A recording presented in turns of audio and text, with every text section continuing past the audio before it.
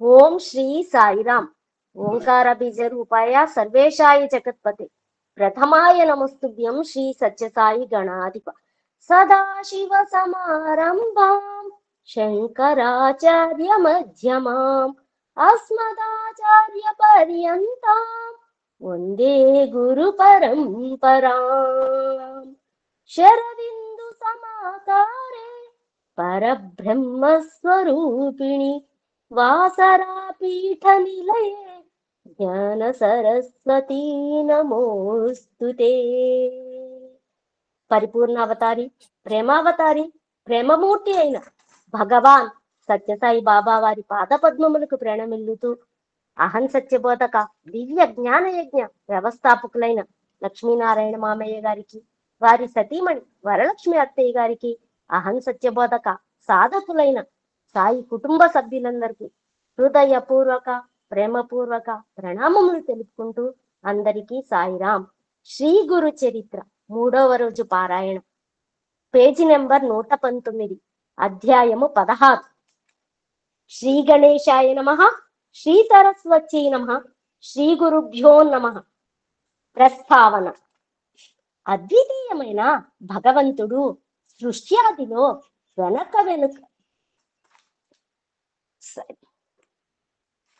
సృష్ట్యాదిలో అనేక మగుదురు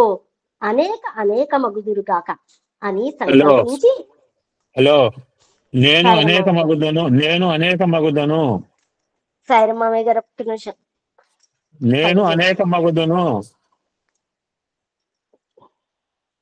ఎస్ మామయ్య గారు, సారీ. మళ్ళీ చదువుతాను. ప్రస్తావన. అద్వితీయమైన భగవంతుడు సృష్ట్యాదిలో నేను అనేక మగుతును గాక అని సంకల్పించి తన వినోదార్థం ఈ అనంత సృష్టి జాలాన్ని రచిస్తాడు. అయినా సకల కళ్యాణ గుణనిధి అయిన పరమాత్మ యొక్క ఇట్టి సంకల్పం కూడా జీవులందరికీ ఒక విధంగా శ్రేయస్కరమే. ప్రళయానికి పూర్వం సర్వజీవులు ఎటువంటి సంస్కారాలను, కర్మఫలాన్ని చేకూర్చుకున్నాయో వాటి నుండి తిరిగి ఆ జీవులు సుఖ దుఃఖాది అనుభవాల ద్వారా శుద్ధమవటానికి ఈ సృష్టి రచన ఒక చక్కని అవకాశం. కానీ అజ్ఞానబద్ధులైన ఆ జీవులు పూర్వకర్మ ఫలానుభవము పూర్తయ్యే లోపల ద్వంద్వాల ప్రభావం చేత మరలా కర్మ సంచయాన్ని పెంచుకుంటాయి.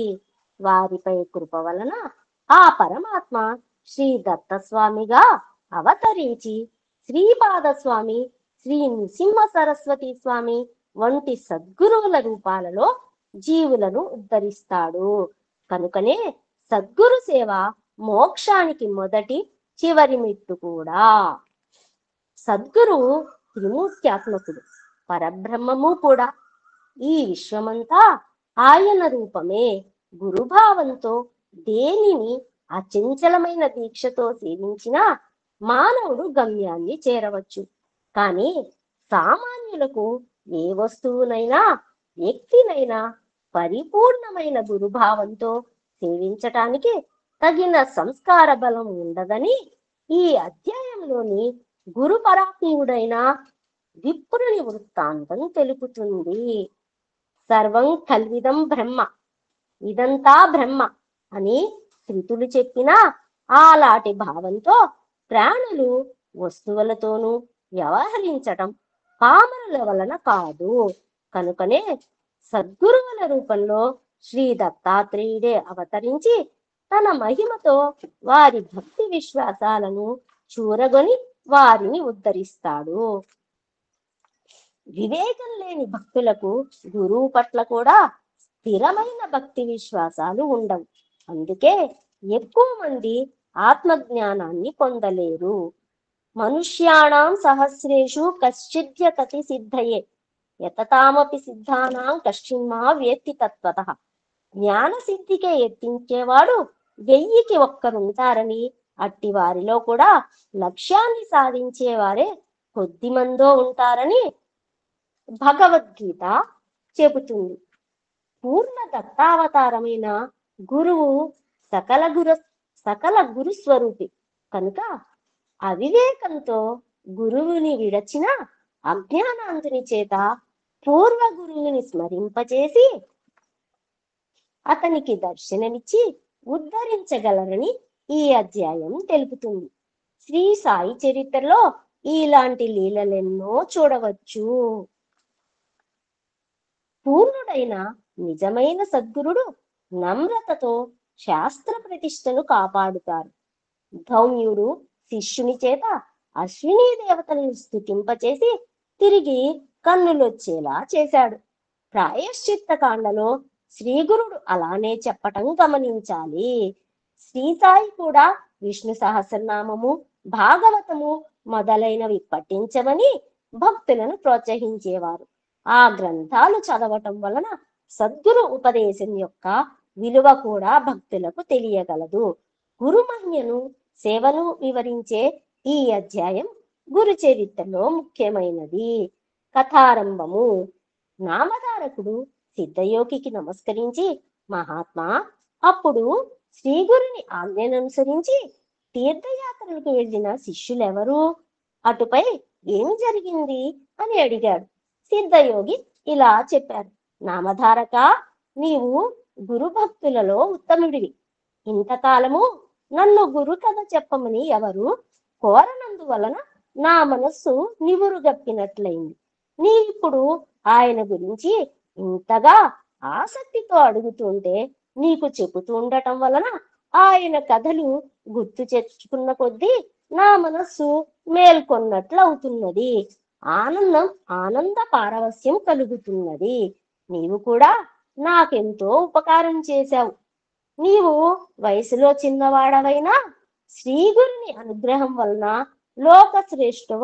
లోకశ్రేష్ఠుడు అవుతావు. నీ వంశమంతా పుత్ర పౌత్ర ధన ధాన్యాలతో సుఖశాంతులతోనూ విలసిల్లుగాక. శ్రీగురుని చరిత్ర చెబుతాను. అది మానవులకు కోరదగినవన్నీ ప్రసాదించటంలో కామధేనువు వంటిదని ప్రమాణం చేసి చెబుతున్నాను. శ్రద్ధగా విను. శ్రీ గురువు ఆజ్ఞననుసరించి శిష్యులందరూ తీర్థయాత్రలకు వెళ్లారు. నేను మాత్రం వారిని సేవిస్తూ వారి చెంతనే ఉండిపోయాను. అప్పటి నుండి 1 సంవత్సరము పాటు శ్రీగురుడు వైద్యనాథంలోనే గుప్తంగా ఉండిపోయారు. ఒకనాడొక బ్రాహ్మణుడు వచ్చి స్వామికి సాష్టాంగ నమస్కారం చేసి, స్వామి, నేను ఆత్మసిద్ధికై ఎంతో కాలం తపస్సు చేసినా గాని నా మనస్సు ఏమాత్రము ప్రశాంతమవలేదు. కానీ మీ దర్శనం చేతనే నాకెంతో ఆనందం కలుగుతున్నది. నా మనస్సు స్థిరము అవకపోవటానికి కారణం ఏమిటి? మీరు లోకాన్ని తరింపచేయటానికి అవతరించిన దైవస్వరూపులు. నన్ను అనుగ్రహించి నాకు తగిన ఉపదేశం చేయండి. మిమ్మల్ని శరణు వేడుతున్నాను అన్నాడు. శ్రీగురుడు నవ్వి, నాయనా, నీవు గురువును ఆశ్రయించకుండానే తపస్సు ఎలా చేశావు అని అడిగారు. అతడు కన్నీరు కారుస్తూ, స్వామి, మొదట నేను ఒక గురువును ఆశ్రయించి చాలా కాలం సేవించాను. కానీ ఆయన నా చేత అన్ని సేవలు చేయించుకుంటూ నన్నెప్పుడూ తిడుతుండేవారు. కానీ నాకేమీ నేర్పలేదు. ఎప్పటికప్పుడు నీకింకా బుద్ధి స్థిరం కాలేదు అని చెప్పి నాకు వేదము కాని శాస్త్రం కాని భాష్యం కాని చెప్పలేదు. అందువలన ఒకసారి నేను ఆయన చెప్పిన సేవ చేయలేదు. అప్పుడు ఆయన నాపై ఎంతో కోపించి తీవ్రంగా నిందించాడు. వెంటనే నేను ఆయనను విడిచి వచ్చేశాను అని చెప్పాడు. శ్రీగురుడు ముక్కు మీద వేలు వేసుకొని, అయ్యో బ్రాహ్మణుడా, ఎంత పని చేశావు? నీవు చేసిన పని ఆత్మహత్య ఎంతటి మహాపాపము. నిజానికి నీవే నీలోని దుర్గుణాలను తెలుసుకోలేక గురువుని నిందిస్తున్నావు. నీకింక మనస్సు నిశ్చలం ఎలా అవుతుంది? దొరికిన కామధేనువు వంటి గురువును విడిచి నీవెక్కడికి పరిగెడితే మాత్రం నీకు జ్ఞానం ఎలా లభిస్తుంది? గురుద్రోహికి ఇహంలోను పరంలోను సుఖముండదు. అతడికి జ్ఞానము ఎన్నటికీ కలుగదు. అజ్ఞానాంధకారంలో చిక్కుపడవలసిందే. గురువుని ఎలా సేవించాలో తెలిసిన వాడికే వేదాంగాలు తెలిసి సర్వజ్ఞుడవుతాడు. అష్టసిద్ధులు అతనికి అధీనమవుతాయి. నీ వంటి గురుద్రోహి ముఖం చూడటం కూడా అపశకనం అవుతుంది. దేవాలయంలో మల విసర్జన చేసి అందుకు తిట్టిన వాణ్ణి తప్పు పట్టినట్లు ఉంది నీ పని అని అన్నారు. అప్పుడు ఆ విప్రుడు భయపడి దుఃఖంతో స్వామి పాదాలపై పడి, పరమగురు జ్ఞానసాగర, బుద్ధిహీనుడనై తెలియక గురుద్రోహం చేశాను. గురువుని ఎలా తెలుసుకోవాలో సేవించాలో తెలిపి నన్ను ఉద్ధరించండి అని దీనాతి దీనంగా ప్రాధేయపడ్డాడు. శ్రీగురుడు అతని ధైర్యానికి కరిగిపోయి అపార కరుణతో ఇలా చెప్పారు. ఆయన గురువే తల్లి తండ్రి. ఆయనయే బ్రహ్మ విష్ణు మహేశ్వరుల ప్రత్యక్ష రూపం. నిజమైన మేలు చేయగలవారు ఆయనొక్కరే. ఇందుకు సందేహం లేదు. ఏకాగ్రమైన శ్రద్ధాభక్తులతో పట్టుదలతో గురువుని సేవించాలి. అది తేల్చేటందుకు నీకొక పురాణ ఉపోఖ్యానం చెబుతాను విను. ద్వాపరయుగంలో ధౌమ్యుడనే బ్రహ్మర్షి ఉండేవారు. ఆయన దగ్గర అరుణి, బైదుడు, ఉపమన్యువు అను 3 శిష్యులు వేదం అభ్యసిస్తూ ఆయనను శ్రద్ధతో సేవిస్తూ ఉండేవారు. అహంకారము మొదలైన దోషాలు తొలగి మనస్సుకు శుద్ధి కలగటానికి వెనుకటి గురువులు శిష్యుల చేత సేవలు చేయిస్తుండేవారు. అతని సేవను బట్టి అతని గురుభక్తిని మనశ్శుద్ధిని నిరూపించి అనుగ్రహించేవారు. ఒకనాడు ధౌమ్యుడు అరుణిని పిలిచి, నీవు మన పొలానికి వెళ్ళి చెరువు నుండి దానికి నీరు పెట్టు, లేకపోతే వరి పైరు ఎండిపోతుంది అని చెప్పారు. అరుణి వెంటనే వెళ్ళి చెరువు నుండి కాలువ ద్వారా నీరు పెట్టాడు. కానీ కాలువకు ఒక చోట గండిపడి నీళ్లన్నీ పల్లానికి పోతున్నాయి. మట్టి రాళ్ళు ఎంత వేసినా కట్ట నిలవలేదు. అప్పుడు అతడు ప్రాణం పోయినా సరే గురువు చెప్పినది చేసి తీరాలన్న నిశ్చయంతో ఆ గండికి తాను అడ్డుపడుకొని గురువును ధ్యానిస్తున్నాడు. అప్పుడు ఆ నీరు అతని మీదుగా పొలానికి ప్రవహించింది. చీకటి పడినా కూడా అరుణి ఆశ్రమానికి రాకపోయేసరికి ధౌమ్యుడు వచ్చి పొలం నిండుగా నీరుండటం గమనించారు. కానీ శిష్యుడే కనిపించలేదు. అతడు ఏ పులి బారినైనా పడ్డాడేమోనని అనుమానించి ఆయన శిష్యుని కోసం బిగ్గరగా పిలిచారు. అరుణి సమాధానమియ్యలేక కొంచెంగా శబ్దం చేశాడు. దానిని బట్టి ధౌమ్యుల వారు వచ్చి శిష్యుని లేవనెత్తి కౌగలించుకొని సంపూర్ణంగా అనుగ్రహించారు. వెంటనే అతడు సర్వశాస్త్ర పారంగతుడైనాడు. అప్పుడు ధౌమ్య మహర్షి, నాయనా, నీవింటికి వెళ్ళి తగిన కన్యను వివాహమాడి స్వధర్మం ఆచరించు, కృతార్థుడవు అవుతావు అని ఆదేశించారు. అరుణి గురువునకు నమస్కరించి ఇంటికి వెళ్ళి లోకపూజ్యుడయ్యాడు. ఒకరోజు ధౌమ్యుడు తన 2వ శిష్యుని పిలిచి, నాయనా, పైరు పంటకొచ్చింది. నీవు రోజు కావలి కాచి పైరు కోసి ధాన్యం ఇంటికి చేర్చు అని చెప్పారు. వైద్యుడు తమకు గురుసేవ లభించినందుకు సంతోషించి పైరును ఎంతో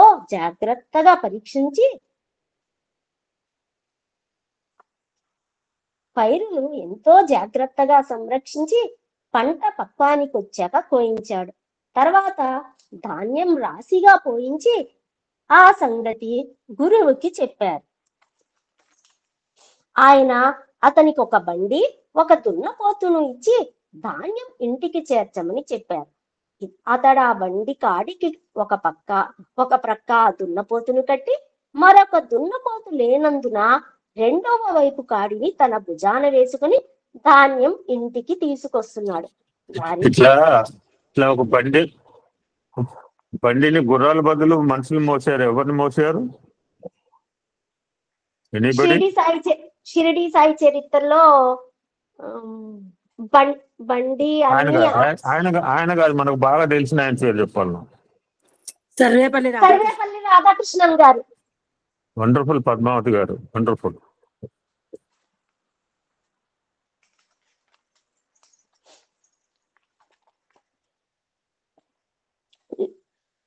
ఒక పక్క దున్నపోతును కట్టి మరొక దున్నపోతు లేనందున రెండవ వైపు కాడిని తన భుజాన వేసుకుని ధాన్యం ఇంటికి తీసుకొస్తున్నాడు. దారిలో ఒక చోట బురదలో ఆ దున్నపోతు కూరుకుపోయింది. అప్పుడు వైద్యుడు దున్నపోతును విడిపించి తానొక్కడే బండిని బురదలో నుండి లాగటానికి ప్రయత్నించి ఆ శ్రమ కోర్వలేక స్పృహ తప్పి పడిపోయాడు. కొంతసేపటికి ధౌమ్యుడు అక్కడికి వచ్చి చూచి అతని గురుసేవా దీక్షకు మించి అతని మెడ నుంచి కాడి తొలగించి అతనిని లేవదీసి కౌగిలించుకొని అనుగ్రహించారు. వెంటనే వేద శాస్త్ర విజ్ఞానమంతా అతనిలో మేల్కొన్నది. గురువు అతనికి సెలవిచ్చి ఇంటికి పంపాడు. కొద్ది కాలంలోనే అతడు కూడా అరుణి వలె లోక ప్రసిద్ధుడయ్యాడు. ఇంకా ఉపమన్యువు మాత్రమే ఆ మహర్షిని సేవిస్తూ ఉండేవాడు. అతడు అతిగా భోజనం చేసేవాడు. ఆ మాధ్యం వలన విద్యాభ్యాసంలో అతని మనస్సు నిలిచేది కాదు. ధౌమ్యుడు ఆలోచించి ఒకరోజు అతనిని పిలిచి, నాయనా, నీవు గోవులను అడవికి తోలుకొని పోయి మేపుకొని వస్తూ ఉండు అని చెప్పారు. ఉపమన్యువు గోవులను అడవికి తీసుకెళ్లాడు. కొంతసేపటికి అతడికి ఆకలి వేయసాగింది. వెంటనే అతడు ఆవులను ఇంటికి తోలుకొచ్చాడు. ధౌమ్యుడు అది చూసి, నీవు ప్రతిరోజు సూర్యాస్తమయం వరకు గోవులను మేపాలి అన్నాడు. మరునాటి నుండి ఆవులు మేస్తుండగా బాగా ఆకలైనప్పుడు అతడు స్నానం చేసి సంధ్య వార్చుకుని దగ్గరలోనున్న బ్రాహ్మణుల ఇండ్లలో భిక్ష తెచ్చుకొని భోజనం చేయసాగాడు. అందువలన కొద్ది కాలానికి అతని శరీరానికి మంచి పుష్టి కలిగింది. అది గమనించిన ధౌమ్యుడు ఒకరోజు అతనిని అడిగి కారణం తెలుసుకొని, నన్ను విడిచి భోజనం చేస్తున్నావట్రా? నిత్యము నీవు చేసుకొచ్చిన భిక్ష నాకిచ్చి మరలా అడవికి పోయి ఆవులను మేపుకొని రావాలి అని ఆజ్ఞాపించారు. ఉపమన్యువు అలానే చేస్తుండటం వలన ఆకలి అతనిని ఎంతగానో బాధించేది. అతను తాను మొదట తెచ్చుకున్న భిక్షను గురువు కర్పించి రెండవసారి భిక్ష తెచ్చుకొని తినసాగాడు. అందువలన అతడి శరీరం పుష్టిగా ఉండటం చూచి ధౌమ్యుడు కారణం అడిగి తెలుసుకొని ఆ రెండవ భిక్షను కూడా తమకే ఇవ్వమని చెప్పాడు. ఉపమన్యువు కొంచెమైనా బాధపడక అలానే చేసి ఆవుల దగ్గర దూడలు త్రాగగా మిగిలిన పాలు త్రాగి ఆకలి తీర్చుకోసాగాడు. అందువలన కొద్ది కాలంలోనే అతని శరీరం మరింత లావెక్కింది. ఒకరోజు ధౌమ్యుల వారు అందుకు కారణము అడిగి తెలుసుకొని, ఒరే, పశువుల ఎంగిలి పాలు త్రాగితే పశువు వలె నీవు కూడా బుద్ధిహీనుడము అవుతావు, కనుక త్రాగవద్దు అని నిషేధించారు. ఆ మరునాడు ఆకలి వేస్తుంటే జిల్లేడు పాలు ఎంగిలివి కాదని తలంచి వాటిని ఒక దొప్పలో పడుతుండగా ఆ పాలు అతని కళ్ళల్లో చింది అతని కళ్ళు రెండూ కనిపించలేదు. తర్వాత అతడు గోవులను వెతుక్కుంటూ పోతూ ఒక బావిలో పడిపోయాడు. సూర్యాస్తమయమైన శిష్యుడు ఇంటికి రాకపోయేసరికి అతనిని వెతుకుతూ ధౌమ్యుల వారు అడవికి వెళ్ళారు. ఆయన కేక విని ఉపమన్యువు బావిలో నుండి సమాధానమిచ్చాడు. ఆ మహర్షి బావి వద్దకు వెళ్ళి అతని దుస్థితి తెలుసుకొని అశ్వినీ దేవతలను ప్రార్థించమని చెప్పారు. ఉపమన్యువు అలా చేయగానే అతనికి దృష్టి వచ్చింది. వెంటనే అతడు బావి నుండి బయటకు వచ్చి గురువుకు నమస్కరించాడు. ధౌమ్యుడు అతని గురుభక్తికి మెచ్చి అతని తలపై చేయి పెట్టి, నాయనా, నీ కీర్తి 4 దిక్కులా వ్యాపిస్తుంది. నీ శిష్యులు కూడా నీ అంతటి వారవుతారు. వారిలో ఉదంకుడు అనే శిష్యుడు తన గురుభక్తి చేత నాగలోకాన్ని జయించి నాగకుండలాలు నీకు దక్షిణగా సమర్పించగలడు, నీ కీర్తిని శాశ్వతమునర్చగలడు అని ఆశీర్వదించాడు. అతడు గురుకృప వలన వేదశాస్త్ర పారంగతుడై ఇంటికి వెళ్లి గృహస్థాశ్రమం స్వీకరించాడు. కాలాంతరంలో ధౌమ్యుల వారి ఆశీర్వచనం పూర్తిగా ఫలించింది. కనుక నాయనా, గురుని అనుగ్రహంతో పొందలేనిది ఏదీ లేదు. గురుద్రోహం వలన ఇహపరాలలో సుఖమే ఉండదు సరికదా, నీవెంత తిరిగినా వ్యర్థమే. కనుక నీవు వెంటనే వెళ్ళి నీ పూర్వ గురువునే ఆశ్రయించి ఆయనను ప్రసన్నం చేసుకో. గురువుని వదిలేసిన ఆ శిష్యునికి జరిగిన వృత్తాంతాన్ని మనకు చాలా చక్కగా తెలియజేస్తున్నారు. ఆయన ప్రసన్నుడైతే నీకు వెంటనే మనస్సు స్థిరమవుతుంది. శ్రీగురుని మాటలు విన్న ఆ బ్రాహ్మణుడు, స్వామి, నేను అజ్ఞానం వలన గురుద్రోహం చేసిన మాట నిజమే. నేను చేసిన అపరాధాలు కూడా ఎన్నో విరిగిన ఆ గురువు మనస్సు అతకటం సాధ్యం కాదు. ఇక నేను బ్రతికి ప్రయోజనమేమి? నా పాపానికి పరిహారంగా నా ప్రాణాలు విడుస్తాను అని తీవ్రమైన పరితాపంతో ఆత్మహత్యకు సంసిద్ధుడయ్యాడు.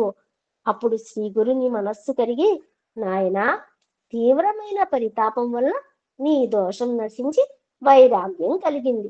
ఇప్పుడు నీ గురువును మనసారా స్మరించు అని చెప్పి అతనిని దించారు. వెంటనే అతని కంఠం గద్గదమై శరీరమంతా రోమాంచితమైంది. కన్నులు ఆనంద బాష్పాలతో నిండాయి.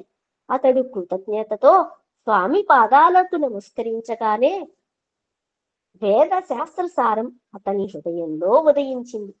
అప్పుడు శ్రీగురుడు, నాయనా, నేను చెప్పిన గురుమహిమ హృదయంలో నిలుపుకొని నీవు గురువు వద్దకు వెళ్ళు. నీవు నమస్కరించగానే ఆయన ప్రసన్నుడవుతాడు. ఆయనే నేనని తెలుసుకో అన్నారు. అతడు అలానే చేసి తర్వాత ముక్తి పొందాడు. ఇలా ఒక సంవత్సర కాలం వైద్యనాథంలో నివసించి తర్వాత శ్రీ నృసింహ సరస్వతి దేశ సంచారం చేస్తూ కృష్ణా తీరంలో ఉన్న బిల్లవటి గ్రామంలోని భువనేశ్వరీ దేవి సన్నిధి చేరి అచ్చట కృష్ణ వేణి సంగమంలో పడమట తీరాన ఉన్న ఉదుంబర వృక్షం కింద కొంతకాలం గుప్తంగా నివసించారు. శ్రీ దత్తాయ గురవే నమః. శ్రీ శ్రీ శ్రీపాదవల్లభాయ నమః. శ్రీ నృసింహ సరస్వత్యై నమః. అధ్యాయము 17. శ్రీ గణేశాయ నమః. శ్రీ సరస్వత్యై నమః. శ్రీ గురుభ్యో నమః. ప్రస్తావన: ఈ 17, 18, 19 అధ్యాయాలలో శ్రీ నృసింహ సరస్వతి స్వామి యొక్క అవతార లీలలకు ముఖ్య రంగస్థలమైన అమరపురము,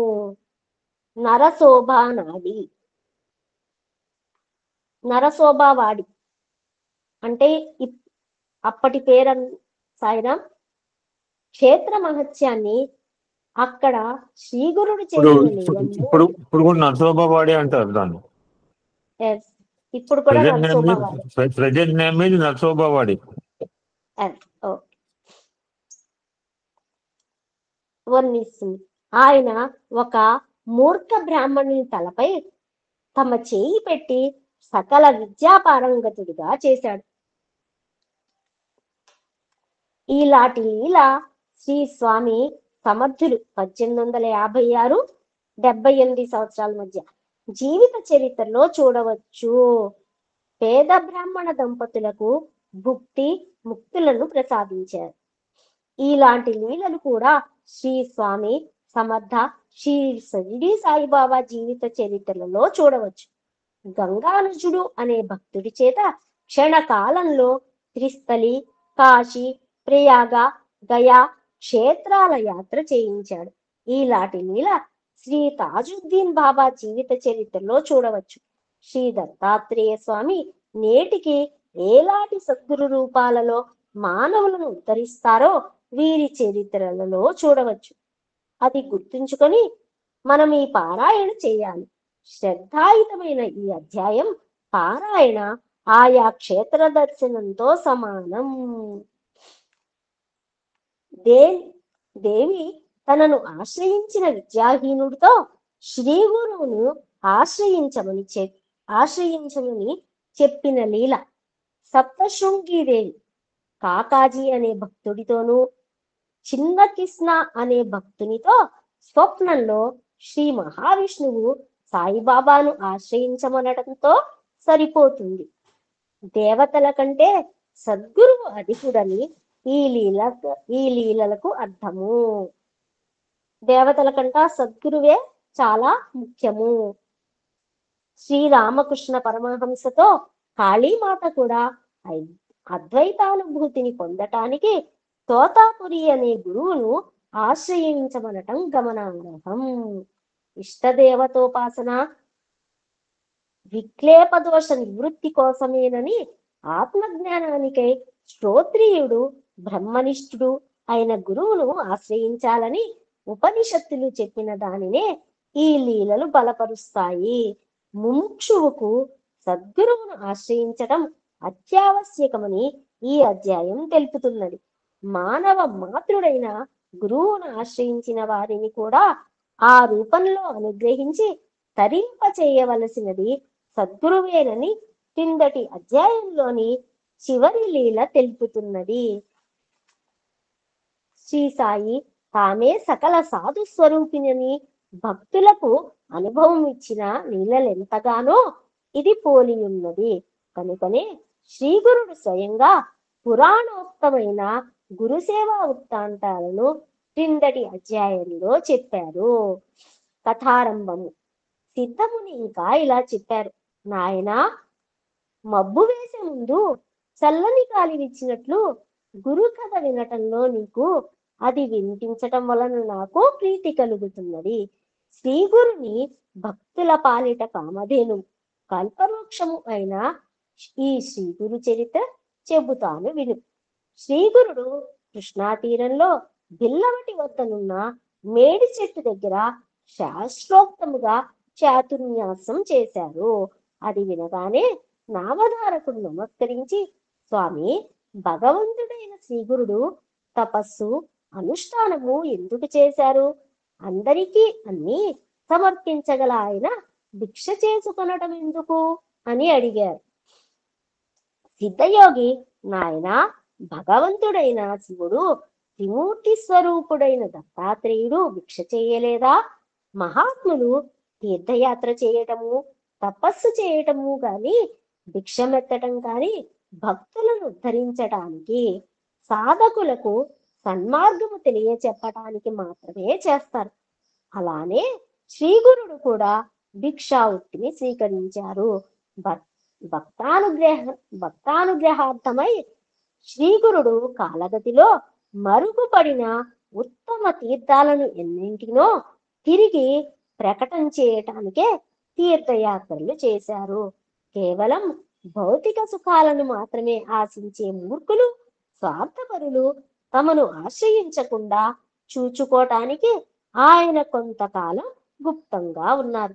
కానీ సూర్యుని తేజస్సు, కస్తూరి వాసన ఎలా దాగి ఉండలేవో అలాగే శ్రీగురుని మహిమ కూడా ఒకనాడు ఈ విధంగా వెల్లడైంది. కరవీరపురంలో వేద శాస్త్ర పురాణ పారంగతుడైన ఒక బ్రాహ్మణుడు ఉండేవాడు. అతడు కణ్వశాఖీయుడు. మహాపండితుడైన ఆయనకు ఒక కొడుకు పుట్టాడు. కానీ అతని చిన్నతనంలోనే తల్లిదండ్రులు మరణించారు. అతడు మందమతి కావటంతో చదువు ఏమాత్రమూ రాలేదు. మేనమామ గ్రామస్తులతో కలిసి అతనికి 7వ సంవత్సరంలో ఉపనయనం చేశాడు. కానీ మతిమరుపు వల్ల అతడు గాయత్రి మంత్రానుష్ఠానం కూడా చేయలేకపోయేవాడు. ఉపనయనం చేసిన ఒక సంవత్సరానికే మేనమామ కూడా మరణించడంతో అతడు అనాథుడై భిక్షకెళ్ళేవాడు. ఊళ్ళోని జనం అతనిని, ఒరే మందమతి, అంతటి మహాపండితుడని మహాపండితుని పేరు చెడగొట్టిన నీవు ఎందులోనైనా దూకి చావరాదా? నీ జన్మం వ్యర్థం. విద్యావంతుడు, వయస్సులో చిన్నవాడైనా అతను అతనెక్కడికి వెళ్ళినా సోదరుని వలె విద్య అతని వెంట నుండి అతనికి కీర్తి, గౌరవము లభించేలా చేస్తుంది. అతని శరీరంలో సర్వదేవతలు నివసిస్తారు కనుక అతడు వయోవృద్ధులకు కూడా పూజనీయుడే. విద్య లేనివాడు వయసులో పెద్దవాడైనా అతనిని ఎవరూ ఆదరించరు. విద్య లేని నీవు పశువు కంటే హీనం అని హేళన చేసేవాడు. అతడందుకు బాధపడి, అయ్యా, మీరు చెప్పున్నది నిజమే కాని నేనేమి చేయగలను? పూర్వజన్మలో నేను విద్యాదానం చేయలేదు కాబోలు నాకు ఈ దుస్థితి ఏర్పడింది. దయతో నాకు విద్య అలవడేందుకు ఉపాయం చెప్పండి అని ప్రాధేయపడేవాడు. అతనికి విద్య చెప్పి చెప్పి విసిగిపోయిన ఆ విప్రులు, నీకిక జన్మలో విద్య రాదు, నీవు భిక్ష చేసుకుని బ్రతకటానికి కూడా పనికిరావు, నీ వలన నీ వంశమే భ్రష్టుమైంది అని నిందించేవాడు.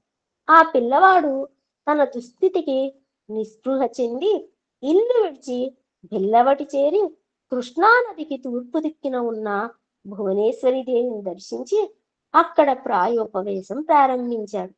అలా 3 రోజులు గడిచినా ఆ తల్లి దర్శనమియ్యకపోయేసరికి అతడు పట్టరాని కోపంతో తన నాలుక కోసి దేవి పాదాల వద్ద పెట్టి, అమ్మా, నీవు కూడా నన్ను అనుగ్రహించకుంటే రేపు నా తల నరికి నీకు సమర్పించి నీ ఎదుటనే ప్రాణాలు విడుస్తాను అని చెప్పుకున్నాడు. నాటి రాత్రి దేవి అతడికి కలలో కనిపించి, నాయనా, నాపై అలుగవద్దు.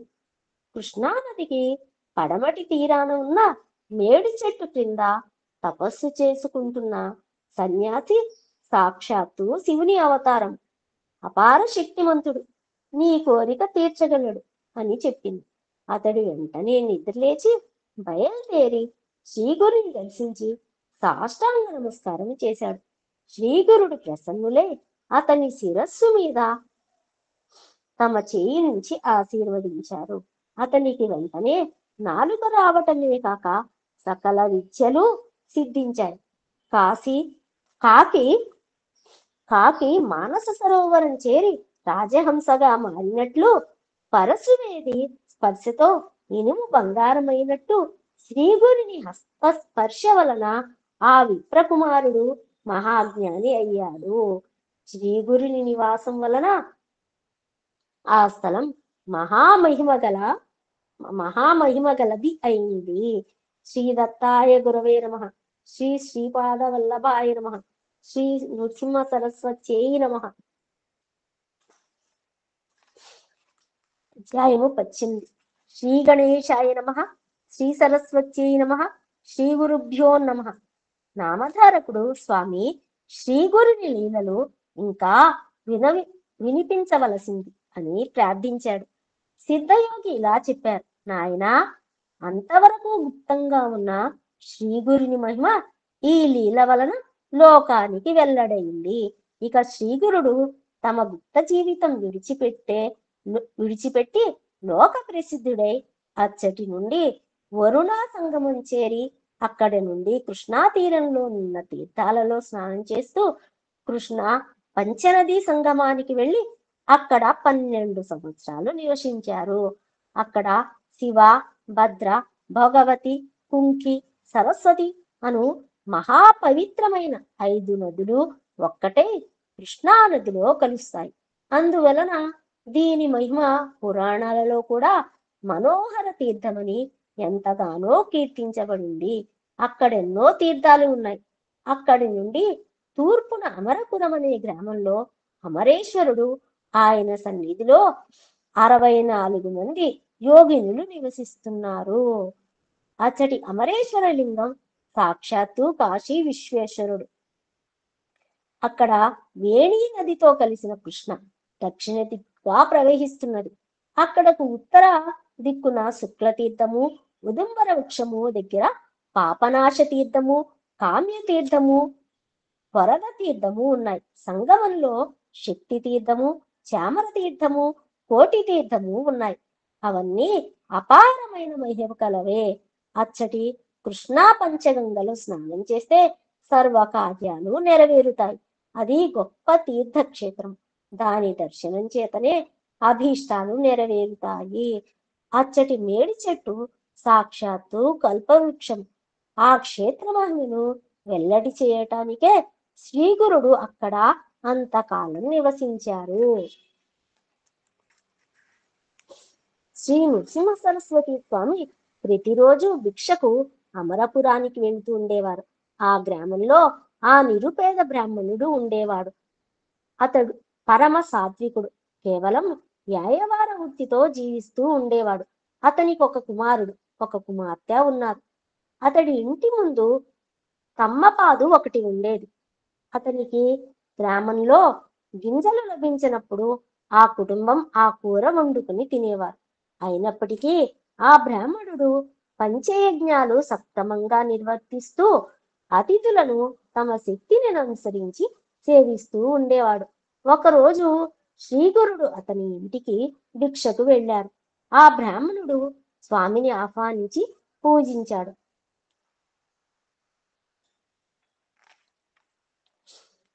ఆ రోజు ధాన్యం లభించకపోవటం వలన వారు తమ ఇంటి ముందున్న తమ్మకాయలు కోసి వండి స్వామికి దానినే సమర్పించారు.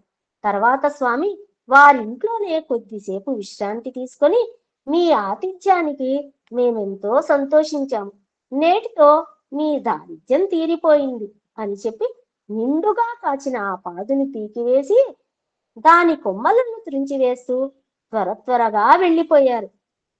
అది చూచి ఆ ఇల్లాలు ఎంతో దుఃఖించి, అయ్యో స్వామికి ఈ రోజు మనం చేసిన అపరాధం ఏమిటి?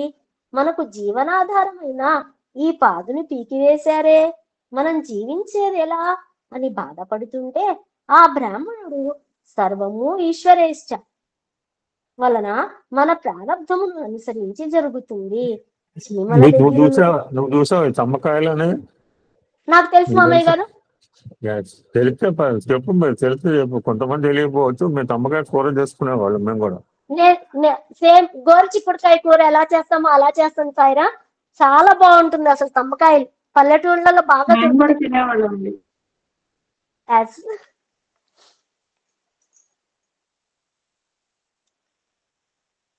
అంతా తమ్మది మొత్తము తిరిగి పారేసేసరికి ఆ భార్య పాపం బాధపడతారు. అంతా ఈశ్వరేచ్ఛ, ఎలా జరుగుతుందో అలా జరుగుతుంది అని చెప్పి వాళ్ళు అనుకుంటారు. చీమల దగ్గర నుండి సర్వజీవులకు ఆయువు ఆహారము ప్రసాదిస్తాడే కాని ఆయన మనకెందుకు కీడు చేస్తారు? ఏదైనా మన కర్మను అనుసరించి జరుగుతుంది, నీవు బాధపడవద్దు అని ఆమెను ఓదార్చి దానిని తిరిగి నాటాలని ఆ పాదు మొదట్లో త్రవ్వాడు. గడ్డపారకు ఒక లోహపాత్ర తగిలిన శబ్దం వచ్చింది. అక్కడ త్రవ్వి చూడగా ఒక రాగి బిందె నిండుగా బంగారు నాణాలు ఉన్నాయి. అతడెంతో సంతోషంతో దానిని తన భార్యకు చూచావా స్వామి, ఈ లతను పీకివేయటం వల్లనే ఈ నిధి మనకు దొరికింది. ఆయన సాక్షాత్తు పరమేశ్వరుడే అని చెప్పాడు. వెంటనే ఆ దంపతులు శ్రీగురుని దర్శించి ఆ వృత్తాంతం ఆయనకు విన్నవించారు. అప్పుడు శ్రీగురుడు, నాయనా, నీది విషయం ఎవ్వరికీ చెప్పవద్దు. చెబితే సంపద నశిస్తుంది. స్వధర్మాన్ని అనుసరిస్తూ భోగభాగ్యాలను అనుభవించి తర్వాత నిరామయులై ముక్తి పొందుతారు అని దీవించి పంపారు. శ్రీ దత్తాయ గురవే నమః. శ్రీ శ్రీపాద వల్లభాయ నమః. శ్రీ నృసింహ సరస్వత్యై నమః. సాయిరామ్. ఒక నిమిషం అండి. 120 పేజీలో విష్ణు సహస్రనామం భాగవతం గురించి షిరిడి సాయిబాబా కొంతమంది భక్తులకి చదివిస్తారు అన్నమాట. నేను ఇక్కడ చెన్నై వచ్చిన కొత్తలో వచ్చిన 1 year 1.5 years 2 years ఒక అద్భుతమైన నాటిగా స్వామి వేయించారండి. మళ్ళీ నా జీవితంలో ఒకటి ప్రయత్నం చేయలేను కూడా, చేయలేను కూడా. ఈ జీవితం ఏంటంటే నవవిధ భక్తి మార్గాల్లో స్మరణం, విష్ణు స్మరణం అనమాట. 9 నాటికలు 9 ప్రాంతాలకు ఇచ్చారు. నవవిధ భక్తి మార్గాలు ఒక్కొక్క సమితికి ఇచ్చారు. మా దగ్గర తురైపాకంకి వచ్చేటప్పటికి విష్ణు నామస్మరణ, విష్ణు స్మరణ అనమాట. సో వాళ్ళు ఇచ్చిన అలాట్ చేసిన సమయం ఏమనుకోకండి, సిచ్యువేషన్ వచ్చిందో చెప్తున్నాను. ఈ గురు చరిత్రలో నాకు థాట్ అనమాట అది. మాకు ఇచ్చిన సమయం 15 గంటలు, మొత్తం కలిపి 2.5 hours ప్రోగ్రామ్, మొత్తం అంటే జిల్లా ప్రోగ్రామ్ అది. సరే కొంతకాలం ఇప్పుడు కూడా రేపు 27వ తారీఖు నాడు ఒక డాన్స్ వేయాలి. ఇప్పుడు మాకు చెప్పి 6 నెలలు, ఇంతవరకు మేము ఓం నమః శివాయ మొదలు పెట్టలేదు. ఇవాళ మొదలు పెడతాం. ఒక్కోసారి ఇలానే ఉంటది, ఒక్కోసారి చాలా ముందు చేసుకుంటాం. అది అందరికీ కూడా పరిపాటి. సో నామస్మరణ అంటే ఇప్పుడు ఇక్కడ నాకు తమిళ్ రాదు, సో వాళ్ళక తెలుగు రాదు, సో ఓన్లీ కమ్యూనికేషన్ ఈ ఇంగ్లీష్. సో స్టార్టెడ్ రైటింగ్ ఒక థాట్ ప్రాసెస్ మీద చాలా పుస్తకాలు. ఇప్పుడు ఎలా కూర్చున్నానో అలానే, ఇప్పుడు ఎక్కడ కూర్చున్నానో అక్కడే ఒక కుర్చీ వేసుకుని ఒక 10-15 నాకు కావాల్సిన బుక్స్, ఏం బుక్స్ అని పక్కనే పెట్టుకున్నాను. అలాగ 10-15 రోజులు అలా రాసి ఒక 100 పేజీలు దాటిపోయింది ఆ స్క్రిప్ట్. మా మేడం అంటుంది, నువ్వు పూలిసా? అవును, నిజంగా పూలే. 15 నిమిషాలు డ్రామాకి 100 పేజీలు రాస్తే అవి ఇట్ ఈస్ పాసిబుల్ అండి, మీరే ఆలోచించండి. అందులో నా నామస్మరణలో 4 యుగాలను చూపించాలని తాపత్రయం. I want to show all the 4. ఇది సత్సంగం కూడా చెప్పాను, మీకు తెలియదు చాలా మందికి. ఈ సుందర్ గారు వాళ్ళు ఎవరు ఉంటే వాళ్ళకి తెలుసు. I explain all this. 4 hours పట్టింది నాకు ఎక్స్ప్లెయిన్ చేయడానికి. అదే నాటికి 1/2 hour. అలా 1/2 hour ఎలా అయిందంటే, స్క్రిప్ట్ 100 పేజీలు 30-35 పేజీలు కుదించాను మొత్తం కింద మీద చేసి. నేను ఏదో కార్యక్రమం మీద మా టెండర్ అయిపోతే మా డీపీని అడిగిన, అయినా ఇట్లా నాటికత అయింది, నేను 100 పేజీలు రాశాను, దాన్ని 30 కుదించాను. ఇంకా నాకు కుదించిన నావల్ కంటే స్వామి పిల్లలు కదండి, I have no objection, you can take another 15 minutes అన్నారు. సో 30 నిమిషాలు శాంక్షన్ చేశారు నామస్మరణకి. సో 30 నిమిషాల్లో 40 క్యారెక్టర్లు అండి. 2 వ్యాన్లు వేసుకుని వెళ్ళాం. మేము ఉండేది కన్యక నగర్లో. ఆలోచించండి, పెద్ద డబ్బులు పెట్టలేము, పెద్ద కాస్ట్యూమ్స్ పెట్టలేని పిల్లలు. అన్ని కూడా గదలు ఇవన్నీ కూడా పాపం అతను 2 హ్యాండిక్యాప్డ్ కప్పులు ఉండేవారు, వాళ్ళే తయారు చేశారండి. ఇప్పుడు చిన్న డాన్స్ చేయడానికి చిన్న మీద పడుతున్నాం. నాకు అనిపించింది అది ఒక నెల రోజు 20 రోజుల పాటు సాయంత్రం 6 గంటలపై 9:30 దాకా రిహార్సల్ వేయించిన సందర్భాలు ఉన్నాయి. దాంట్లో లాస్ట్ బట్ అన్ని లోకాలు చూపించాను, అన్ని యుగాలు చూపించాను. అన్ని యుగాల్లో నామస్మరణ చేసే వాళ్ళందరూ అన్ని క్యారెక్టర్లు పెట్టాను. చివరికి కృతయుగంలో అన్నమయ్య, త్యాగయ్య, దాని తర్వాత ఒక గుడ్డి ఆయన ఉంటాడు, సూరదాసకి శ్యామ మనోహర. లాస్ట్ క్యారెక్టర్ స్వామితో ఎండ్ కావాలి, దానికి ముందు షిరిడి సాయి అనమాట.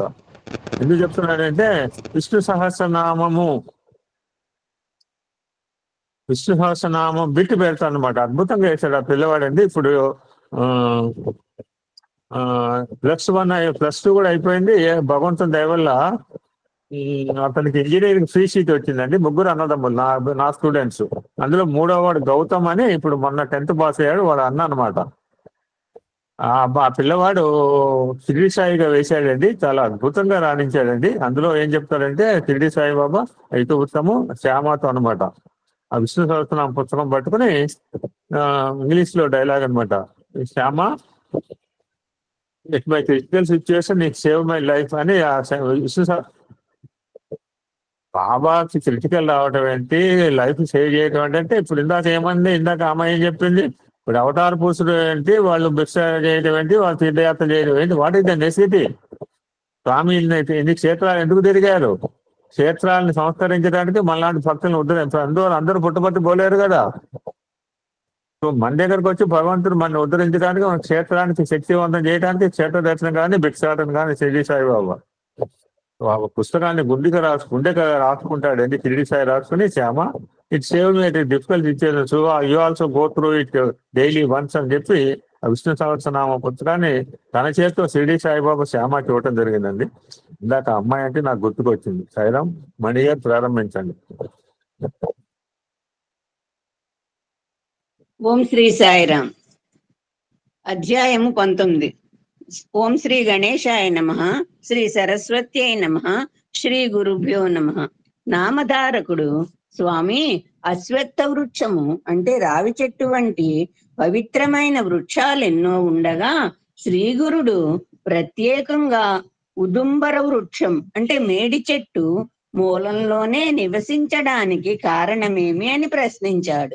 అప్పుడు సిద్ధమునీంద్రుడు ఇలా చెప్పారు: పూర్వము నరసింహస్వామి అవతరించి హిరణ్యకశిపుణ్ణి చంపినప్పుడు ఆ రాక్షసుని కడుపులోనున్న దుష్టమైన రక్తం స్వామి చేతి గోళ్లకు అంటుకొని ఆయన గోళ్ళు విపరీతంగా మంటలు పుట్టసాగాయి.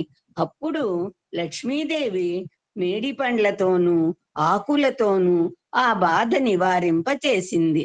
అందుకు స్వామి సంతోషించి ఆ వృక్షాన్ని నిన్ను భక్తితో సేవించిన వారికి విషబాధ తొలుగుగాక, నిన్ను పూజించిన వారి పాపాలు నశించి అభీష్టాలు నెరవేరుతాయి, నీ నీడన చేసిన జపధ్యానాదులకు అపారమైన ఫలితం ఉంటుంది, మేమిద్దరము నీ యందు నివసిస్తాము అని వరమిచ్చారు. ఆ వరాన్ని అనుసరించే భగవంతుడైన శ్రీగురుడు ఆ చెట్టు కింద నివసించారు. నేటికి ఆ వృక్షంలో శ్రీ దత్తాత్రేయుడైన శ్రీగురుడు నివసిస్తుంటారు. శ్రీగురుడక్కడ నివసిస్తున్న రోజులలో అమరేశ్వరుని సన్నిధిలో ఉన్న 40 మంది యోగినులు మధ్యాహ్న సమయంలో ఉదుంబర వృక్షం క్రిందనున్న శ్రీగురుని దర్శించి తమ ఆశ్రమానికి తీసుకొని వెళ్ళి యథావిధిగా పూజించి ఆయనకు భిక్ష ఇవ్వసాగారు. ఆయన వారి భిక్షను స్వీకరించి మరలా వచ్చి ఆ వృక్షమూలంలో కూర్చుంటుండేవారు. అమరపురంలోని విప్రులకు స్వామి నిత్యము భిక్ష కోసం తమ గ్రామానికి రాకపోవడం వింతగా తోచేది. ఆయన ఆ అడవిలో నిరాహారిగా ఎలా జీవిస్తున్నారో అర్థం కాలేదు. వారి రహస్యాన్ని తెలుసుకోదలిచి ఒక మనిషిని అందుకు నియమించారు. అతడు దాగియుండి మధ్యాహ్న సమయంలో స్వామిని గమనించాలని ప్రయత్నిస్తుండేవాడు. కానీ ఆ సమయం అయ్యేసరికి అతనికి ఒక మహాత్ముని రహస్యం తెలుసుకోబోనడం మహాపాపమని తోచి భయమేస్తుండేది. దానిని తట్టుకోలేక ఒక రోజతడు ఇంటికి పారిపోయాడు. అక్కడకు దగ్గరలోనే గంగానుజుడనేవాడు తన పొలానికి కావలి కాచుకుంటుండేవాడు. ఒక రోజు ఒక అద్భుతమైన దృశ్యం అతడి కంటపడింది. అకస్మాత్తుగా నదీ జలం అడ్డంగా 2గా చీలిపోయింది. అందులో నుండి ఎవరో వస్తున్నట్లు తోచి గమనించగా యోగినులు కొందరు నది నుండి బయటికి వచ్చి అచ్చటి మేడు చెట్టు క్రింద కూర్చుని ఉన్న శ్రీగురుని వద్దకు వెళ్లారు. వారు ఆయనను పూజించి ఆయన సన్నిధిలో కొంతసేపు ధ్యానం చేసుకుని తర్వాత స్వామిని తీసుకుని వచ్చిన దారినే నది మధ్యకు వెళ్ళిపోయారు. మన్నాడు కూడా అదే సమయానికి సరిగా అలాగే జరగడం చూచి అతడు ఆశ్చర్యపోయి కొంచెం దూరం వారిని అనుసరించాడు. ఆ నది మధ్యలో ఒక దివ్య మందిరం చూచాడు. వారు దేవకన్యలని, వారి చేత పూజింపబడుచున్న యతి సామాన్య మానవుడు కాడని అతడు గుర్తించాడు. 3వ రోజు అదే సమయానికి అతడికి వెళ్ళి అతడు ఆ యోగినుల వెనుకనే నదీ గర్భంలోకి ఇంకొంచెం ముందుకు వెళ్ళి అచట మందిర ద్వారం దగ్గర నిలిచి అక్కడ జరిగేదంతా శ్రద్ధగా గమనిస్తున్నాడు. యోగినులు స్వామిని రత్న ఖచిత సింహాసనంపై కూర్చోపెట్టి పూజ చేసి నీరాజనమిచ్చి షడ్రసోపేతమైన భోజనం సమర్పించారు. తరువాత శ్రీగురుడు మందిరం నుండి తిరిగి వస్తూ గంగానుజుణ్ణి చూసి, నీవెవరవు, ఇక్కడికి ఎందుకు వచ్చావు అని అడిగారు. అతడు భయపడి ఆపాదమస్తకము వణికిపోతూ, స్వామి, నా పేరు గంగానుజుడు.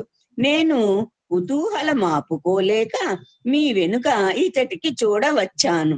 నా అపరాధం క్షమించండి. అని ఆయనకు నమస్కరించి, మీరు సాక్షాత్తు త్రిమూర్తి స్వరూపులు, అజ్ఞానులైన మానవులు మీ నిజ రూపం తెలుసుకోలేకపోతున్నారు, నన్ను ఉద్ధరించండి అని వేడుకున్నాడు. స్వామి సంతోషించి, నాయనా, నేటితో నీ కష్టాలన్నీ తీరిపోయాయి, నీవు కోరుకున్నవన్నీ నీకు లభిస్తాయి. కానీ నీవిప్పుడు చూచినది మేమీ ప్రాంతంలో ఉన్నంత కాలం ఎవ్వరికీ చెప్పవద్దు. చెబితే తక్షణమే నీవు మరణిస్తావు. గంగానుజుడు అలాగేనని చెప్పి గురువుకు నమస్కరించి సంతోషంగా తన పొలానికి వెళ్ళాడు. అప్పుడే అతనికి అక్కడ ఒక నిధి దొరికింది. నాటి నుండి అతడు ప్రతిరోజు భార్యా సమేతంగా వచ్చి శ్రీ గురుణ్ణి సేవిస్తుండేవాడు. ఒక మాఘ పూర్ణిమ రోజున గంగానుజుడు యథాప్రకారం శ్రీ గురుణ్ణి దర్శించి, స్వామి, మాఘమాసంలో ప్రయాగ, కాశీ, గయలలో స్నానం చేయడం ఎంతో పుణ్యమని చెబుతారు. కానీ వాటిని నేను దర్శించనైనా లేదు. ఆ క్షేత్రాల మహాత్మ్యం వినినా కూడా పుణ్యం వస్తుందంటారు. కనుక దయతో వాటిని వివరించి చెప్పండి అని కోరాడు. శ్రీ నృసింహ సరస్వతి సంతోషించి, ఈ కృష్ణ పంచనదీ సంగమం సాక్షాత్తు ప్రయాగయే. త్రిస్థలి అని ప్రసిద్ధికెక్కిన ప్రయాగ, కాశీ, గయ ఎంతో మహత్తరమైనవి. అలాగే ఇక్కడి సంగమము, యుగాలయము, కరవీరము అనే మూడు కూడా త్రిస్థలి అని తెలుసుకో. ఈ మూడింటిని నీకిప్పుడే చూపిస్తానని చెప్పి స్వామి పులి చర్మంపై కూర్చొని గంగానుజుణ్ణి తమ పాదుకులను గట్టిగా పట్టుకొని కళ్ళు మూసుకోమన్నారు. క్షణకాలంలో శ్రీగురుడు అతనికి ప్రయాగ దర్శనం చేయించి మధ్యాహ్నం కాశీలో విశ్వనాథుని దర్శనం చేయించారు. సాయంత్రం అయ్యేసరికి గయ దర్శనం కూడా చేయించి సూర్యాస్తమయానికి తిరిగి అతనిని సంగమానికి తీసుకువచ్చారు. తర్వాత ఆ త్రిస్థలితో సమానమైన అక్కడ ఉన్న 3 క్షేత్రాలను కూడా చూపించారు. ఈ రీతిన ఆ క్షేత్ర మహత్యం వెల్లడి చేసాక శ్రీగురుడు ఆ చోటు విడిచిపోదలిచారు. ఆ సంగతి విని యోగినులు ఆయనను దర్శించి నమస్కరించి, ప్రభు, మీ సేవకులమైన మమ్మల్ని వదిలిపెట్టి ఎక్కడికి పోతారు అని విలపించారు. శ్రీగురుడు వారిని ఊరడించి, లోకుల దృష్టికి వెళ్ళినట్లు కనిపించిన మేము నిజానికి అదృశ్యంగా ఈ ఉదుంబర వృక్షంలోనే ఎల్లప్పుడూ ఉంటాము. మీరు కూడా మనోహరమైన ఈ కల్పవృక్షంలోనే నివసించండి. అమరపురానికి తూర్పు దిశన మా నివాసమైన ఈ క్షేత్రం లోక ప్రసిద్ధమవుతుంది. ఇక్కడ అన్నపూర్ణాదేవిని కూడా మేము ప్రతిష్ఠిస్తాము. మమ్మల్ని, ఈ ఉదుంబర వృక్షాన్ని, మా పాదుకులను, ద్విజులను పూజించి ఇచ్చట తీర్థాలలో స్నానం చేసిన వారికి సర్వ పాపాలు నశించి అపారమైన పుణ్యం సమకూడి కోరినవన్నీ నెరవేరుతాయి. ఈ వృక్షం క్రింద చేసిన జపము, హోమము, రుద్రాభిషేకము మొదలైన సత్కర్మలకు 1,000,000 రెట్లు ఫలముంటుంది. ఇచ్చటి పాదుకులను పూజించి నెమ్మదిగా ప్రదక్షిణను చేసి పతి ప్రదక్షిణానికి చివర నమస్కారం చేసిన వారికి సర్వరోగాలు నశిస్తాయి అని చెప్పి శ్రీగురుడు ఆశ్వయుజ బహుళ ద్వాదశి నాడు గంధర్వ నగరంలోని భీమామరజ సంగమానికి వెళ్లారు. శ్రీ నరసింహ సరస్వతి స్వామి విశ్వరూపుడైన జగన్నాథుడు. ఆయన సర్వవ్యాపి అయినప్పటికీ ఈ ఉదుంబర వృక్షంపై ప్రేమతో దాని క్రింద నిత్య నివాసము చేస్తూ ఉన్నారు. శ్రీ దత్తాయ గురవే నమః. శ్రీ శ్రీ శ్రీపాద వల్లభాయ నమః. శ్రీ నృసింహ సరస్వత్యై నమః. అధ్యాయం 20. శ్రీ గణేశాయ నమః. శ్రీ సరస్వత్యై నమః. శ్రీ గురుభ్యో నమః. ప్రస్తావన. మీరు చదవబోవు 20, 21 అధ్యాయాలు తెలిపే అంశాలివి. శ్రీగురుడు ఒక చోట ఉంటూ అంతకు ముందు తామున్న చోట కూడా సూక్ష్మ రూపంలో అతటి భక్తులను రక్షించారు. మహనీయులు సర్వగతులై భక్తులెక్కడ తమను స్మరించినా అక్కడే ప్రకటమై రక్షించగలరని సాయిబాబా చరిత్ర కూడా తెలుపుతుంది. 2 బ్రహ్మజ్ఞాని కొంతకాలం ఉన్న చోట తీర్థక్షేత్రమవుతుందని, అక్కడ చేసిన జపము పూజ ఎన్నో రెట్లు ఫలమిస్తాయని శాస్త్రం. 3 శ్రీగురుడు, అక్కల్కోట స్వామి, సాయిబాబా వంటి సద్గురువులు తమ భక్తుల పూర్వకర్మ ఫలాన్ని ప్రత్యామ్నాయ పద్ధతులలో సులభంగా తొలగించి మృతులను కూడా బ్రతికించగలరు. 4 సామాన్యంగా స్వప్నాలు వాస్తవాలు కావు, కానీ సద్గురువిచ్చే స్వప్న సందేశాలు వాస్తవాలేనని పై మహనీయులందరి చరిత్రలు నిరూపిస్తాయి. 5 సద్గురువు స్థూల రూపంలో లేకున్నా భక్తులెప్పుడైనా వారి అనుగ్రహం పొందవచ్చు. నామధారకుడికి శ్రీగురుని అనుగ్రహం లభించినట్లే. కనుక శ్రద్ధతో ఈ గ్రంథం పఠించే వారి ఎదుట శ్రీ దత్తస్వామి ప్రసన్నుడై ఉంటారని గుర్తుంచుకోవాలి. కథారంభము. నామధారకుడు సిద్ధమునికి నమస్కరించి, స్వామి, శ్రీగురుడు గంధర్వపురానికి వెళ్ళిన తరువాత కూడా అమరపురంలోని ఉదుంబర వృక్షం క్రింద నివసిస్తూ భక్తుల కోరికలను నెరవేరుస్తున్నారని చెప్పారు గదా, అటువంటి అనుభవం ఎవరికైనా కలిగిందా అని అడిగాడు. సిద్ధముని సంతోషించి ఇలా చెప్పసాగారు. నాయనా, అటువంటి నిదర్శనాలు ఎన్నో ఉన్నాయి. అవన్నీ చెప్పడం ఎవ్వరి తరమూ కాదు. అయినా ఒక్క నిదర్శనం మాత్రం చెబుతాను విను.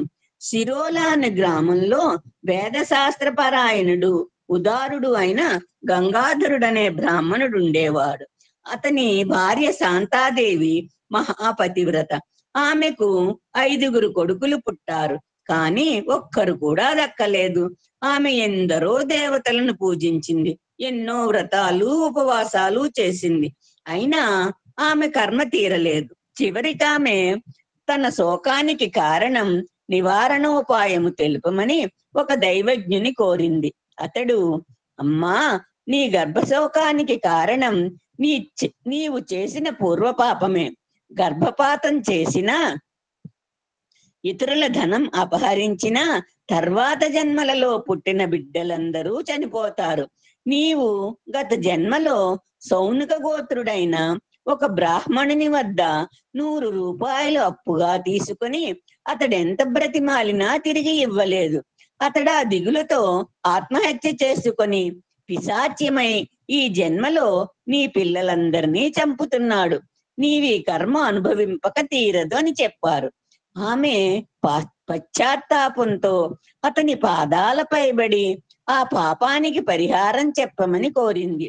ఆ దైవజ్ఞుడు జాలిపడి, అమ్మా, ఆ బ్రాహ్మణుడు ఆత్మహత్య చేసుకున్నందువలన అతనికి శ్రాద్ధ కర్మలు ఎవరూ చేయలేదు. అతడు ఆత్మహత్య చేసుకోవడము, అంత్యక్రియలు జరగపోవడము ఇవన్నీ నీ వలననే జరిగాయి. కనుక అతడు ఇప్పుడు పిశాచమై నీ బిడ్డలను చంపుతున్నాడు. కనుక నీవు 1 నెల రోజుల పాటు పంచగంగా స్నానం చేయాలి. నిత్యము 7 సార్లు మేడి చెట్టుకు యథావిధిగా ప్రదక్షిణము పూజ చేసి శ్రీగురుని పాదుకులకు పూజ అభిషేకము చేస్తూ ఉపవాసం చేయి. అటు తరువాత నీవతనికి అంత్యక్రియలు చేసి అతని సగోత్రీకుడైన ఒక బ్రాహ్మణునికి నీవపహరించిన 100 రూపాయలు దానమివ్వాలి. అలా చేస్తే నీకు కలిగిన సంతానం నిలుస్తుంది. అప్పుడు నీ దోషాలు తొలగి శ్రీగురుని అనుగ్రహం వలన పూర్ణాయుర్దాయం కల కొడుకులు కలుగుతారు. ఆ మాటలు విని శాంతాదేవి దీనంగా, అయ్యా, నేను శరీరంతో శ్రమించి మీరు చెప్పిన మాసవ్రతం ఆచరించగలను, కానీ ఆ బ్రాహ్మణుని సగోత్రునికి దానమివ్వడానికి నా వద్ద అంత పైకము లేదు. మరి నేనేమి చేయాలి అని వాపోయింది. ఆ దైవజ్ఞుడు, అమ్మా, అలాగైతే నిర్మలమైన మనస్సుతో నేను చెప్పినట్లు గురుపాదుకులను అర్చించి నీ శక్తి మేరకు దానమివ్వు. ఆ ఉదుంబర వృక్షంలో నిత్యం నివాసం చేస్తున్న శ్రీగురుడు పరమ దయామూర్తి కనుక నీ భక్తికి మెచ్చి నీ పాప పరిహారం చేస్తారు అని చెప్పాడు. అప్పుడు శాంతాదేవి పంచగంగా సంగమానికి వెళ్ళి దీక్షగా ఆ వ్రతం ఆచరించనారంభించింది. 3వ రోజు ఆమె ప్రదక్షిణం చేసి నీరసంతో పడుకోగానే కునుకు పట్టి స్వప్నం వచ్చింది. కలలో ఆ పిశాచం కనిపించి ఆమెను భయపెట్టి తన సొమ్ము తిరిగి ఇవ్వకుంటే ఆమె వంశం నాశనం చేస్తానని ఆమె మీదకు దూకాడు. అప్పుడు ఆమె మేడు చెట్టు వద్దకు పరిగెత్తింది. అక్కడ శ్రీగురుడున్నాడు. ఆమె ఆయన చాటుకు వెళ్ళింది. శ్రీగురుడు ఆమెకు అభయమిచ్చి ఆమె మీదకు వస్తున్న ఆ పిశాచాన్ని అడ్డగించారు. అప్పుడు ఆ పిశాచం ఆయనతో తనకు ఆమె చేసిన అన్యాయం గురించి చెప్పి, స్వామి, తపస్సులు యతీశ్వరులు అయిన మీకు ఆమె పట్ల పక్షపాతం తగదు అని మొరపెట్టుకున్నాడు.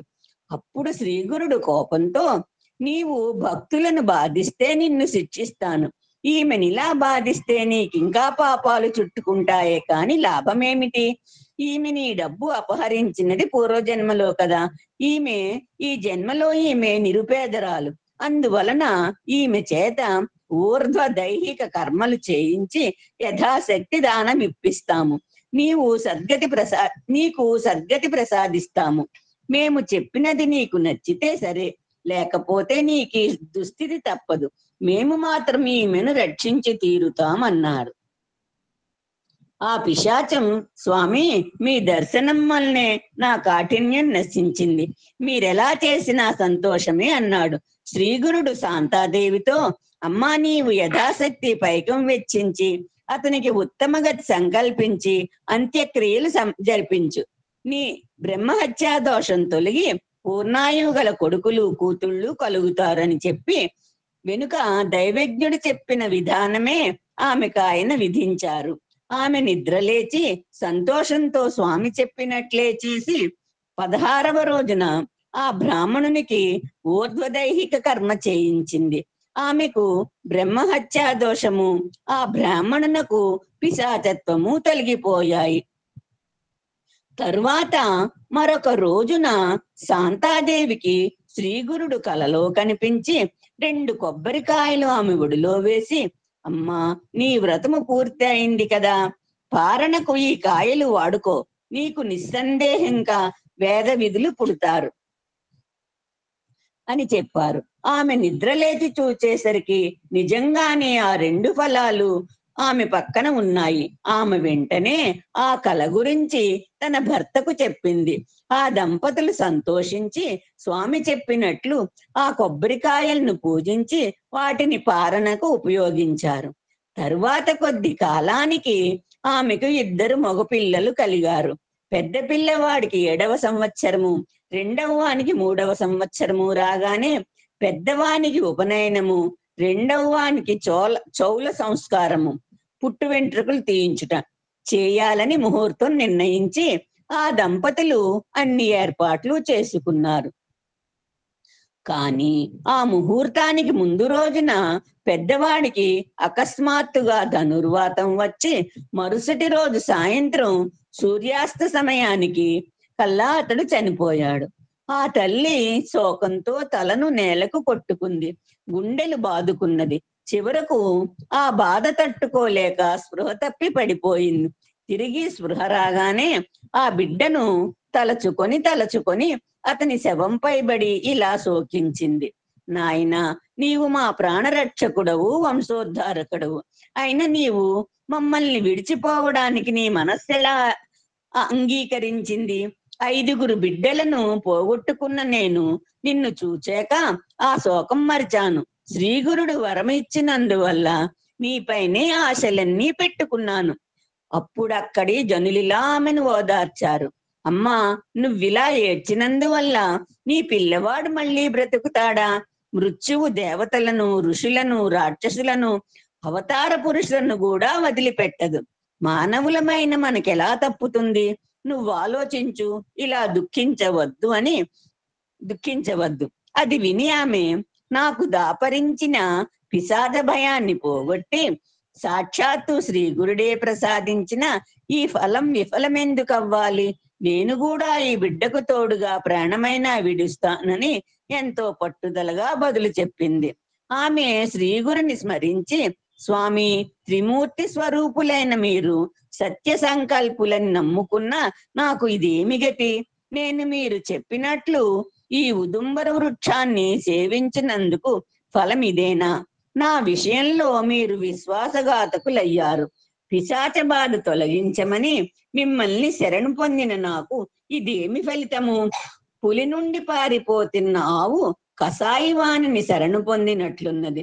తన కష్టాలు నివారించుకోవడానికి దేవాలయంలో ప్రవేశించిన వానిపై ఆలయం విరిగి పడినట్లయింది. నాకు ఇంతగా ఆశ చూపిన మీరు నా బిడ్డను ఎందుకు రక్షించరు అని రాత్రంతా ఆమె దుఃఖిస్తూనే ఉన్నది. మరుసటి రోజు ఉదయమే ఆ గ్రామంలోని బ్రాహ్మణులు వచ్చి ఆమెతో, అమ్మా, నీవిలా శోకించినందువలన లాభమేమి? జరగవలసినది జరగకుండా తప్పుతుందా? నీవి మూర్ఖత్వం విడిచి శవాన్నిస్తే అంత్యక్రియలు చేస్తామని చెప్పారు. కానీ ఆమె మాత్రం తన పట్టు విడవక, ఈ శవంతో పాటు నాకు కూడా అంత్యక్రియలు చేస్తే ఇస్తాను గాని లేకుంటే ఇవ్వనని చెప్పి ఆ శవాన్ని తన హృదయానికి గట్టిగా హత్తుకున్నది. ఆ బ్రాహ్మణులు ఆశ్చర్యపోయి, బిడ్డతో కలిసి అగ్ని ప్రవేశం చేయడం అన్నది మేము కనీ విని ఎరుగం, ఇది ఎక్కడి ధర్మము అనుకున్నారు. ఆమె మాత్రం మధ్యాహ్న సమయం దాటిపోతున్నా శవాన్ని వారికి అప్పగించలేదు. చివరికి ఆమె శ్రీగురుని మీద నిష్ఠూరమాడుతూ తాను ఆ బిడ్డతో సహా ప్రాణత్యాగం చేస్తానని ఆ శవాన్ని తీసుకొని నది ఒడ్డుకు చేరింది. జనులంతా ఆమెను అనుసరించారు. ఇంతలో ఒక బ్రహ్మచారి ఆమె వద్దకొచ్చి తత్వం ఉపదేశించాడు. అతనెవరో కాదు, త్రిమూర్తి స్వరూపము భక్తవత్సలుడు అయిన శ్రీ గురుడే. శ్రీ దత్తాయ గురవే నమః, శ్రీ శ్రీపాద వల్లభాయ నమః, శ్రీ నృసింహ సరస్వత్యై నమః. అధ్యాయం 21. శ్రీ గణేశాయ నమః, శ్రీ సరస్వత్యై నమః, శ్రీ గురుభ్యో నమః. సిద్ధమునీంద్రుడు ఇంకా ఇలా చెప్పసాగారు. పుత్ర శోకంతో కిన్నురాలై నదీ తీరానికి వెళ్తున్న శాంతాదేవిని సమీపించి ఆ బ్రహ్మచారి ఇలా అన్నాడు, అమ్మా, నీవు మూర్ఖంగా దుఃఖించవద్దు. ఈ జనన మరణ చక్రంలో శరీరాలు నీటి బుడగలలాగా పుట్టి నశిస్తుండడం సహజమే. కర్మానుసారం పంచభూతాల కలయిక వలన శరీరం ఏర్పడి కర్మ తీరిపోగానే పంచభూతాలు విడిపోవడం వల్ల శరీరం నశిస్తుంది. మాయకు వసులైన మానవులు తమ దేహమే తామన్న భ్రాంతిని పొంది బిడ్డ, భార్య, మిత్రుడు అనే మమకారం పెంచుకుంటారు. వారు సత్వగుణము వలన దేవత్వాన్ని, రజోగుణము వలన మానవత్వాన్ని, తమోగుణం వలన అధోగతిని పొంది కర్మఫలం అనుభవిస్తారు. ఈ సృష్టిలో ఇది ఎవరికైనా తప్పదు. అది తెలిసిన జ్ఞానులు పుట్టుక వలన సంతోషాన్ని గాని మరణం వలన దుఃఖం గాని పొందరు. వారి వారి కర్మలను అనుసరించి కొందరు బాల్యంలోనే మరణిస్తారు. నిజానికి శరీరం రక్తము, మాంసము మొదలైన ధాతువులతో నిండి మలినమైనది. బుద్ధిమంతులు ఇట్టి శరీరాన్ని నిత్యము ప్రియము అని భావించరు. ఎన్నెన్ని జన్మలలో ఎవరెవరికి తల్లులో, బిడ్డలో, భర్తలో ఎవరికెరుక? ఇతడు నీ బిడ్డడన్న భ్రాంతితో శోకిస్తున్నావు. ఆ మమకారాలన్నీ విడిచి శాస్త్ర విధిని అనుసరించి అంత్యక్రియలకై వారికి శవాన్ని అప్పగించు. ఆ మాటలు విని శాంతాదేవి, అయ్యా, మీరు కరుణతో ఉపదేశించినది ధర్మమే గాని అది నా మనస్సులో కొంచెం కూడా నిలవడం లేదు. జనన మరణాలకు మూలం కర్మ అయితే భగవంతుని సేవ వలన నశిస్తుందని పెద్దలు ఎలా చెప్పారు? నాకు పూర్వకర్మ దోషమున్నదని తెలిసే నేను స్వామిని సేవించాను. శ్రీగురుడు నాకు అభయమిచ్చి వరమిచ్చారు.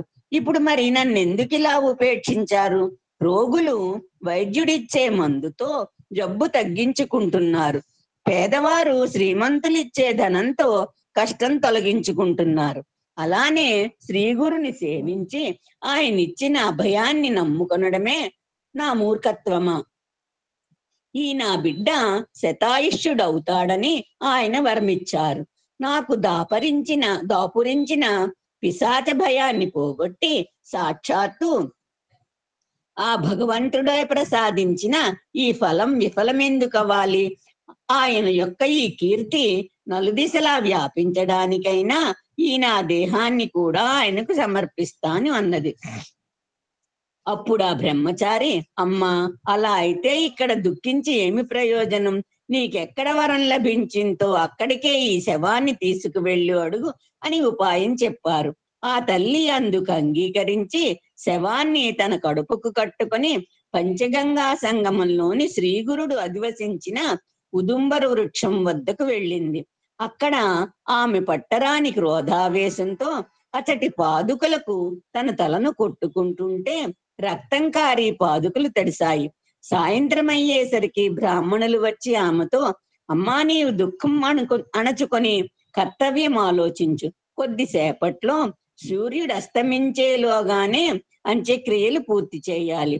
శవం ఇంక వాసన కూడా వస్తుంది కనుక దానిని మాకు అప్పగించు. అంతేకాదు, ఈ స్థలం ఊరికెంతో దూరం, ఏకాంతము భయంకరము అయిన ఈ ప్రదేశంలో మీరింక ఉండవద్దని తొందర పెట్టారు. కానీ అది ఆమె ఏమీ పట్టించుకోకుండా శవాన్ని మరింత గట్టిగా పట్టుకొని పాదుకులకు తన తల కొట్టుకుంటూనే ఉన్నది. ఆ బ్రాహ్మణులు వేరు దారి లేక, ఇక చీకటి పడుతున్నది, ఇక్కడ దొంగల భయం ఉన్నది, మనం ఇండ్లకు వెళ్ళి రాత్రి ఉపవాసం ఉండి తెల్లవారాక శవ సంస్కారం చేద్దాం. ఈ శవం దుర్వాసన కొట్టినప్పుడైనా ఆమె మనకు సంస్కారానికి అప్పగిస్తుంది అనుకుని ఇళ్లకు వెళ్ళిపోయారు. గంగాధరుడు, శాంతాదేవి మాత్రం ఆ శవంతో పాటు శ్రీగురుని సన్నిధిలో ఆ రాత్రి అలాగే ఉండిపోయారు. పిల్లవాడు చనిపోక ముందు 3 రోజుల తర్వాత 2 రోజులుగా నిద్రాహారాలు లేకుండా ఏడ్చి సోలిపోయిన ఆమెకు నాటి తెల్లవారుజామున కొనుకు పట్టింది. అప్పుడు ఆమెకు స్వప్నంలో శ్రీగురుడు దర్శనమిచ్చారు. ఆయన జడలు, విభూది, పులితోలు, రుద్రాక్షమాలు ధరించి ఉన్నారు. ఒక చేతిలో దండము, మరో చేతిలో త్రిశూలము ధరించి ఉన్నారు. ఆయన బయట నుండి వీరున్న ఉదుంబర వృక్షం కిందకు వచ్చి ఆమెతో, అమ్మా, నాపై నిష్ఠూరాలాడుతావెందుకు? నీ బిడ్డకేమైంది? నేను ఇప్పుడే అతనికి వైద్యం చేస్తానని ఆ శవానికి విభూతి పూసి పిల్లవాని ముక్కులోకి గాలి ఊది, అమ్మా, నేను నీకేమపకారం చేశాను? ఇంకా ఉపకారమే చేశాను. నీ బిడ్డ శరీరం నుండి వెడలిపోయిన ప్రాణవాయువును మళ్ళీ ప్రతిష్ఠించాను. నా మీద కష్టపెట్టుకోవద్దు, ఇక దుఃఖించకొని చెప్పి అదృశ్యులయ్యారు. శాంతాదేవి త్రుళ్ళిపడి నిద్ర లేచింది. గాని ఇది నా పుత్ర వ్యామోహం వచ్చిన కలే కాని చనిపోయిన వాడు ఇంక బ్రతుకుతాడా? నా ప్రారబ్ధం ఇలా ఉంటే శ్రీగురుడేమి చేస్తారు అనుకున్నది. ఇంతలో పక్కనున్న శవం కదలసాగింది. ఆమె త్రాకి చూస్తే వెచ్చగా ఉన్నది. అంతలోనే ఆమెకు ఆ శరీరంలో ఏదైనా భూతం ఆవేశించిందేమోననిపించి భయమేసి దూరంగా వెళ్ళింది. కానీ పిల్లవాడు లేచి కూర్చుని, అమ్మా, ఆకలేస్తుంది, అన్నం పెట్టు అని ఏడుస్తూ ఆమె వద్దకొచ్చాడు. ఆమెకప్పుడు అద్భుతంగా స్తన్యం వచ్చింది. ఆమె బిడ్డకు పాలిచ్చి భర్తను నిద్రలేపి జరిగినదంతా వివరించింది. అప్పుడు ఆ దంపతులు భక్తితో ఆ ఉదుంబర వృక్షానికి ప్రదక్షిణలు, సాష్టాంగ నమస్కారము చేసి శ్రీ గురిలా స్తుతించారు. ఓ శ్రీ గురుమూర్తి, జయము జయము. సాక్షాత్తు త్రిమూర్తి స్వరూపులైన మీరు భక్తులపై వాత్సల్యంతో మానవ రూపం ధరించారు. వారి హితం కోరి నిరంతరము వారిని కనిపెట్టి కాపాడి తరింపచేయడానికై ఈ క్షేత్రంలో వెలిసారు. భక్తుల తాపాలను హరించే మీ మహాత్యాన్ని వర్ణించడం ఎవరి తరమూ కాదు. తల్లి వలె మీరు మా తప్పులు క్షమించి కృపచూప మిమ్ములను శరణు వేడుతున్నాము. తరువాత వారు పిల్లవానితో సహా వెళ్ళి సంగమ స్నానం చేసి ఆ నీటితో గురుపాదుకలు కడిగి శుభ్రం చేసి ఉదుంబర వృక్షాన్ని, పాదుకులను అభిషేకించి పూజించారు. ఇంతలో సూర్యోదయమైంది. శవదహనం కోసమని గ్రామం నుండి వచ్చిన బ్రాహ్మణులు ఆ బాలుడు బ్రతికి ఉండడం చూచి ఆశ్చర్యపడి శ్రీ గురు మహిమను కొనియాడారు. ఆ దంపతులు ఆనందంతో బ్రాహ్మణులకు భోజనం పెట్టారు. తరువాత ఆ పిల్లవాడు విద్యా వినయ సంపన్నుడు, దీర్ఘాయువు, భాగ్యవంతుడు అయ్యాడు. కనుక నామధారక ఈ క్షేత్ర మహిమను వర్ణించడం ఎవరి తరమూ కాదు. అచ్చటి మేడి చెట్టు మూలంలో శ్రీగురుడు నిశ్చయంగా నిత్య నివాసం చేస్తున్నాడు. అక్కడ ఆయనను భక్తితో సేవించిన వారికి కోరినవన్నీ నెరవేరుతాయి, సందేహం లేదు. అందుకే అచ్చటి మేడి చెట్టు సాక్షాత్తు కల్పవృక్షమే. శ్రీ దత్తాయ గురవే నమః. ఓం శ్రీ శ్రీపాద శ్రీవల్లభాయ నమః. శ్రీ నృసింహ సరస్వత్యై నమః. శుక్రవారం పారాయణం సమాప్తం. ఓం Shri Sairam. Sairam. Thank you sir. Sairam. భగవాన్ వారి పాదం నమస్కరిస్తూ అందరికీ సాయిరాం. శ్రీ గురు దంపతులకు హృదయపూర్వక పాదాభివందనం. నా తల్లిదండ్రులకు అలాగే ఆన్లైన్ లో సరస్వతి మేడం గురువు గారికి హృదయపూర్వక పాదాభివందనములు. సాయిరాం. శనివారము పారాయణ ప్రారంభము. శ్రీ గురు చరిత్ర అధ్యాయము 22. శ్రీ గణేశాయ నమః. శ్రీ సరస్వత్యై నమః. శ్రీ గురుభ్యో నమః. ప్రస్తావన: 22, 23, 24 అధ్యాయాలు ఈ క్రింది విషయాలను విశదపరుస్తాయి. త్రిమూర్త్యాత్మకుడైన సద్గురువు సర్వసమర్థుడు. ఆయన వాక్కు పరమేశ్వర శాసనమే. శ్రీ అక్కలకోట స్వామిలాగా శ్రీగురుడు కూడా మాట మాత్రము చేత ఒక గొడ్డు బర్రెను పాడి గేదెగా మార్చాడు. ఇష్ట దేవతోపాసన సద్గురువును ఆశ్రయించడంతో గాని సఫలం కాదని, సద్గురువు సకల దేవ స్వరూపమని, విశ్వరూపుడని శ్రీ సాయిబాబా జీవిత చరిత్రలాగా ఈ చరిత్రలోని త్రివిక్రముని అనుభవము తెలుపుతుంది. అంతేగాక ఇంకా ఈ క్రింది అంశాలు కూడా గమనించదగినవి. 1. అతని వంటి సన్యాసులకు, పండితులకు కూడా ధర్మ సూక్ష్మము తెలుపవలసిన వాడు శ్రీ గురుని వంటి సద్గురుడే. 2. కుమసి గ్రామానికి ఆయనతో వచ్చిన రాజు పరివారము గొప్ప యతి సంఘంగా దర్శనమిస్తారు. సద్గురు భక్తులైన సంసారులు కూడా అంతరంగంలో నిష్కామములైన సన్యాసులే. సద్గురువును ఆశ్రయించని సన్యాసులు కూడా ద్వంద్వాలను విడువని సంసారులుగానే ఉండిపోతారు. కథారంభము. నామధారకుడు: సిద్ధముని, మీ వలన నాకు అజ్ఞానాంధకారము తొలగి జ్ఞానోదయమయ్యింది. అందువలన మీరే నా గురువులు, గురుదేవులు. కామధేనువు వంటి శ్రీ గురు చరిత్ర నాకు వినిపించి నాలో గురుభక్తిని వికసింపజేస్తున్నారు. శ్రీ గురుకథ నా మనసును హరిస్తున్నది. అటు పైన ఏమి జరిగిందో సెలవీయండి అని ప్రార్థించాడు. సిద్ధయోగి: నాయనా, నీకు గురుకృప లభించింది. నీకు ఈ కథ వినిపించడం వల్ల నా జన్మ కూడా ధన్యమయ్యింది. అటు తర్వాత శ్రీగురుడు ఈ గంధర్వపురము చేరి భీమ అమరజా సంగమంలో నివసించడం వలన ఈ క్షేత్రంలో అపారమైన మహిమ వెల్లడవుతున్నది. ఇక్కడి ఈ 2 నదులు కలిపి ఉత్తర దిక్కుగా ప్రవహిస్తాయి కనుక ఇది చాలా గొప్ప క్షేత్రము. ఇక్కడ ఎంతో మహిమ గల 8 తీర్థాలున్నాయి. ఇక్కడ కూడా శ్రీగురుడు అదృశ్య రూపంలో నిత్య నివాసం చేస్తున్నారు. ఆయన దివ్య పాదాలలోనే సమస్త తీర్థాలున్నప్పటికీ మరుగుపడిన ఈ క్షేత్ర మహత్యం లోకానికి తెలపడానికే ఆయన ఇక్కడ విజయం చేస్తున్నారు. ఆయన మొదట ఇక్కడ కూడా తన మహిమ ప్రకటమవనీయక గుప్తంగా సాధు జీవితం గడిపేవారు. ఆయన సంగమం వద్ద అడవిలో సంచరిస్తూ దగ్గరలోనున్న గంధర్వపురానికి భిక్షకు వెళ్ళేవారు. ఆ గ్రామంలో సుమారు 100 బ్రాహ్మణ కుటుంబాలు ఉండేవి. వారంతా వేదవిధులు. ఆ గ్రామంలో గుణవంతుడైన ఒక పేద బ్రాహ్మణుడు ఉండేవాడు. అతని భార్య పతివ్రత. వారికి ఒక ముసలి గొడ్డు బర్రె ఉండేది. గ్రామంలోని రైతులు దానిని మట్టి, ఇసుక మొదలగినవి మోయించుకోవడానికై అద్దెకు తీసుకెళ్తూ ఉండేవారు. అతడు యాయవారము భిక్షాటనతోనూ గేదెపై వచ్చు బాడుగలతోనూ జీవనం సాగిస్తూ ఉండేవాడు. శ్రీ నృసింహ సరస్వతి స్వామి తరచూ వీరింటికి భిక్షకు వెళ్ళేవారు.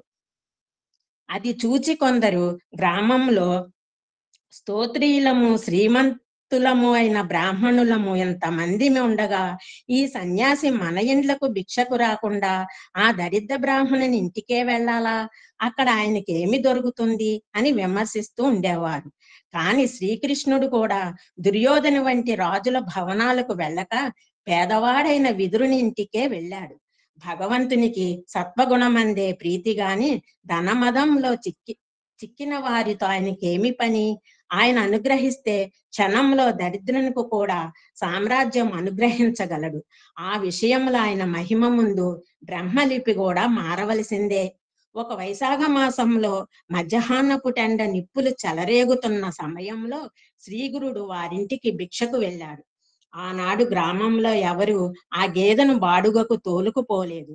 ఆ బ్రాహ్మణుడు భిక్ష కోసం గ్రామంలోకి వెళ్ళాడు. శ్రీగురుడు వాకిట్లో నిలిచి భవతి భిక్షాందేహి అన్నారు. ఆ ఇల్లాలు నమస్కరించి స్వామి, యజమాని ఆయవారానికై గ్రామంలోకి వెళ్ళారు. వారు వచ్చే సమయం అయ్యింది. కోపగించక దయతో కొద్దిసేపు మీరి ఆసనం మీద కూర్చోండి అని పీట వేసింది. శ్రీగురుడు పీటపై కూర్చుని చిరునవ్వుతో, నీ భర్త వచ్చేదాకా ఆగడానికి సమయం లేదు, మాకు భిక్షే ఇవ్వనవసరం లేదు, మీ ముంగిట ఉన్న బర్రెపాలు కొంచెం ఇచ్చినా చాలు అన్నారు. అప్పుడు ఆమె, స్వామి, ఇది గొడ్డు బర్రె, ఒక్కసారైనా కట్టనూ లేదు ఈననూ లేదు, ఇప్పుడు ఇది ఎంతో ముసలిది, పళ్ళు కూడా ఊడిపోతున్నాయి, దీనిని బరువులు మోయడానికి ఉపయోగించుకుంటున్నాము అన్నది. శ్రీగురుడు అదేమీ పట్టించుకోక, ఎందుకు ఈ వట్టి మాటలు, అయినా పాలు పితుకు చూస్తాము అన్నారు. ఆయన స్వయంగా చూస్తే వాస్తవం తెలుస్తుందని తలచి ఆమె పాత్ర తెచ్చి పితకనారంభించింది. ఆశ్చర్యం, ఆ గొడ్డు బర్రె 2 పాత్రలు నిండుగా పాలు ఇచ్చింది. ఆ ఇల్లాలు ఆశ్చర్యపడి ఆ యతీశ్వరుడు సాక్షాత్తు పరమేశ్వరుడేనని తెలుసుకున్నది. వెంటనే ఆమె పాలు కాచి స్వామికి సమర్పించింది. శ్రీగురుడు ఆ పాలు త్రాగి సంతోషించి, అమ్మా, మీరు అఖండ ఐశ్వర్యంతోనూ పుత్ర పౌత్రులతోనూ సుఖించగలరు అని ఆశీర్వదించి సంగమానికి వెళ్ళిపోయారు. తర్వాత ఆ బ్రాహ్మణుడు ఇంటికి వచ్చి జరిగిన వింత తెలుసుకొని భార్యతో కూడా సంగమానికి వచ్చి స్వామిని పూజించాడు. తర్వాత వారికి స్వామి ప్రసాదించిన వరం అక్షరాల ఫలించింది అన్నారు సిద్ధయోగి. శ్రీ దత్తాయ గురవే నమః. శ్రీ శ్రీపాద శ్రీ వల్లభాయ నమః. శ్రీ నృసింహ సరస్వత్వే నమః.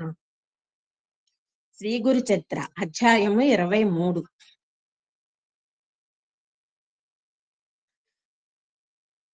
శ్రీ గణేశాయ నమః. శ్రీ సరస్వత్వే నమః. శ్రీ గురుభ్యో నమః. సిద్ధముని ఇంకా ఇలా చెప్పారు. నామధారక, శ్రీగురుడు గొడ్డెబర్రి నుండి పాలు పితికించడంతో అంతవరకు గుప్తంగా ఉన్న ఆయన మహిమ వెల్లడైపోయింది. ఆ మన్నాడు కొందరు గ్రామస్తులు మట్టి తోలుకోవడానికి బర్రెను బాడుగకు ఇమ్మని అడగడానికి వచ్చారు. అప్పుడు ఆ బ్రాహ్మణుడు, అయ్యా, మా గేదె పాలిస్తున్నది కనుక ఇక నుండి దానిని మట్టి తోలడానికి పంపలేము అని చెప్పినాడు. ఆ గేదె ఇచ్చిన పాలు చూపించాడు. ఆ గ్రామస్తులు, అరెరే, ఇంతవరకు ఒక్కసారైనా కట్టని ఈ ముసలి బర్రె పాలు ఎలా ఇచ్చింది అని ఆశ్చర్యపోయారు. అద్భుతమైన ఈ వార్త ఆ ప్రాంతమంతా ప్రాకి ఆ నగరమేలే రాజుకు చేరింది. అతడు ఆశ్చర్యపడి కుతూహలంతో బ్రాహ్మణుని ఇంటికి వచ్చి చూచి అది సంగమంలో నివసిస్తున్న యతీశ్వరుని మహిమ అని తెలుసుకున్నాడు. వెంటనే అతడు సకుటుంబంగా పరివారంతో కూడా సంగమానికి వెళ్ళి శ్రీగురునికి పొర్లు దండాలు పెట్టి సాష్టాంగ నమస్కారం చేసి ఇలా స్తుతించాడు. జగద్గురు, మీకు జయము. మాయామోహితుడైన నాకు త్రిమూర్తి స్వరూపులైన మీ అపార మహిమ తెలియలేదు. పరంజ్యోతి స్వరూప, నన్ను మీరే ఈ సంసారం నుండి ఉద్ధరించాలి. పామరుల దృష్టికి మానవులాగా కనిపించే మీరు విశ్వకర్తలు. శ్రీ నరసింహ సరస్వతి సంతోషంతో అతనిని ఆశీర్వదించి, రాజా, మేము తపస్సులము, అరణ్యంలో నివసించే సన్యాసులము, నీవు సకుటుంబంగా పరివారముతో మా దర్శనానికి వచ్చావేమి అన్నారు. రాజు సవినయంగా నమస్కరించి, ప్రభు, మీరు భక్తులను ఉద్ధరించడానికి అవతరించిన నారాయణులే. వాత్సల్యముతో వారి కోరికలను అనుగ్రహించి సంతోష పెట్టడమే మీ స్వభావము. అట్టి మీరు ఈ అడవిలో నివసించడం ఎందుకు? నా ప్రార్థనను మన్నించి మీరు గంధర్వపురంలోనే నివసించండి. మీరు అనుష్ఠానము చేసుకోవడానికి మఠము నిర్మించి సమర్పించుకుంటాను. మీరు అక్కడ ఉండి మమ్మల్ని ఉద్ధరించండి, మా పట్టణాన్ని పావనం చేయండి అని స్వామి పాదాలు పట్టుకున్నాడు. అప్పుడు స్వామి, ఇది భగవదేచ్ఛ. మేము ప్రకటమయ్యే సమయం ఆసన్నమైనది కనుక కొంతకాలము గంధర్వపురంలో నివసించి రాజును భక్తులను రక్షించాలి అనుకుని అనుమతించారు. రాజంతో సంతోషించి శ్రీగురుని పల్లకీలో కూర్చోబెట్టి వాద్య నృత్య గీతాదులతో పట్టణానికి తీసుకువెళ్ళాడు. పల్లకీకి ముందు ఏనుగులు, గుర్రాలు, వాటి వెనుక రాజు, అతని పరివారము, వందెమాగదులు నడిచి వచ్చారు. రాజు స్వయంగా స్వామికి ఛత్రం పట్టుకున్నాడు. విప్రులు వేద మంత్రాలు చదువుతుంటే వందెమాగదులు శ్రీగురిని స్తుతిస్తున్నారు. నగరవాసులందరూ భక్తితో స్వామికి ఎదిరేగి జయ జయధ్వానాలు చేస్తూ ఊరిలోకి తీసుకొస్తున్నారు. ఊరేగింపు పడమటి దిక్కు నుండి గంధర్వ నగరంలో ప్రవేశిస్తున్నది. అక్కడ ఒక పెద్ద రావి చెట్టు ఉన్నది. దాని సమీపంలోని ఇళ్లన్నీ పాడుపడి నిర్మానుష్యంగా ఉన్నాయి. అందుకు కారణం, ఆ చెట్టు మీద ఒక బ్రహ్మ రాక్షసుడు ఉండేవాడు. అతడు ఆ ప్రదేశంలోకి వచ్చిన మానవులను, జంతువులను మృంగివేస్తూ ఉండేవాడు. అతనికి భయపడి ఆ ప్రాంతంలోని వారందరూ తమ ఇండ్లు విడిచిపోయి ఆ పట్టణంలోనే వేరొక చోట నివసిస్తున్నారు. ఊరేగింపు ఆ చెట్టు దగ్గరకు రాగానే స్వామి తమ పల్లకీ నుండే ఆ చెట్టు పైకి చూచారు. మిగిలిన ఎవ్వరికీ కనిపించకపోయినా ఆ బ్రహ్మరాక్షసుడు చెట్టు దిగి వచ్చి స్వామికి నమస్కరించి తనను ఉద్ధరించమని ప్రార్థించాడు. పరాత్పరుడు, కరుణామూర్తి అయిన శ్రీ నరసింహ సరస్వతి అతని తలపై తమ చేయి పెట్టి ఆశీర్వదించారు. తక్షణమే అతనికి మానవాకారం వచ్చి అందరికీ కనిపించాడు. స్వామి అతనితో, నాయనా, నీవు వెంటనే సంగమానికి వెళ్ళి స్నానం చేయి, నీ పాపము నశించి ముక్తి పొందుతావు అని ఆదేశించాడు. అతడు స్వామికి నమస్కరించి వెంటనే సంగమానికి వెళ్ళి స్నానం చేసి ఆ శరీరము విడిచిపెట్టి ముక్తి పొందాడు. ఈ సన్నివేశం చూసిన పట్టణవాసులు శ్రీగురుడు సాక్షాత్తు పరమేశ్వరుడేనని తెలుసుకున్నారు. అప్పుడు శ్రీగురుడు, నాకు మఠం ఇక్కడే నిర్మించాలి అన్నారు. అప్పటికప్పుడే ఆ సమీపంలో ఉన్న ఒక పాడు పెట్టిన ఇల్లు శుభ్రం చేశారు. దానినే ఆ రాజు ఒక మఠంగా రూపొందించి స్వామికి సమర్పించారు. స్వామి అందులో ఉంటూ రోజు స్నానానికి, అనుష్ఠానికి, సంగమానికి వెళ్ళి వచ్చేవారు. నిత్యము రాజు ఆయనను దర్శించి పూజించేవాడు. శ్రీగురుడు సంగమానికి వెళ్ళేటప్పుడు, మళ్ళీ మఠానికి తిరిగి వచ్చేటప్పుడు ఆయనను పల్లకీలో కూర్చోబెట్టి రాజమర్యాదలతో తీసుకువెళ్ళేవాడు. నిత్యము ఎందరెందరో శ్రీగురు దర్శనానికి వస్తూ ఉండేవారు. ఆ పట్టణంలో ప్రతి నిత్యము బ్రాహ్మణ సంతర్పణలు జరుగుతూ ఉండేవి. అలా శ్రీగురుని కీర్తి గ్రామ గ్రామాలకు ప్రాకిపోయింది. గంధర్వ నగరానికి కొద్ది దూరంలోని కుమసి అనే గ్రామంలో త్రివిక్రమ భారతి అనే సన్యాసి ఉండేవాడు. వేద విధుడైన యతి నిత్యము నృసింహ అవతారాన్ని మానస పూజతో ఉపాసిస్తూ ఉండేవాడు. ఇతడు శ్రీగురుని గురించి విని ఆ యతి ధాంబికుడు సన్యాసాశ్రమ ధర్మానికి విరుద్ధంగా వైభవం అనుభవిస్తున్నాడు అని ఆక్షేపిస్తూ ఉండేవాడు. విశ్వవ్యాపి సర్వసాక్షి అయిన శ్రీగురుడు ఆ సన్యాసి చేస్తున్న ఆత్మనిందను తెలుసుకున్నాడు. అప్పుడు ఒక అద్భుతం జరిగింది. శ్రీ దత్తాయ గురువే నమః, శ్రీ శ్రీ శ్రీ శ్రీ శ్రీపాద శ్రీ వల్లభాయ నమః, శ్రీ నృసింహ సరస్వత్వై నమః. శ్రీ గురు చరిత్ర అధ్యాయము 24. శ్రీ గణేశాయ నమః, శ్రీ సరస్వత్యై నమః, శ్రీ గురుభ్యో నమః. సిద్ధయోగి ఇంకా ఇలా చెప్పారు. త్రివిక్రమ భారతి శ్రీగురుని నిందిస్తున్నాడని విని రాజు ఒక రోజు స్వామితో, స్వామి, అతడు మిమ్మల్ని నిందిస్తుంటే మీరు ఊరుకుంటారేమిటి అని అతని అజ్ఞానాన్ని తొలగించరాదా అని వేడుకున్నాడు. శ్రీగురుడు అంగీకరించి బయలుదేరాడు. రాజు వెంటనే స్వామిని పూలమాలలతో అలంకరించి పల్లకీలో కూర్చోబెట్టి రాజలాంఛనాలతో కుమసి గ్రామానికి తీసుకువెళ్ళాడు. ఆ ఊరేగింపు మహావైభవంగా కుమసి గ్రామం సమీపించే సమయానికి త్రివిక్రమ భారతి పూజ చేసుకుంటున్నాడు.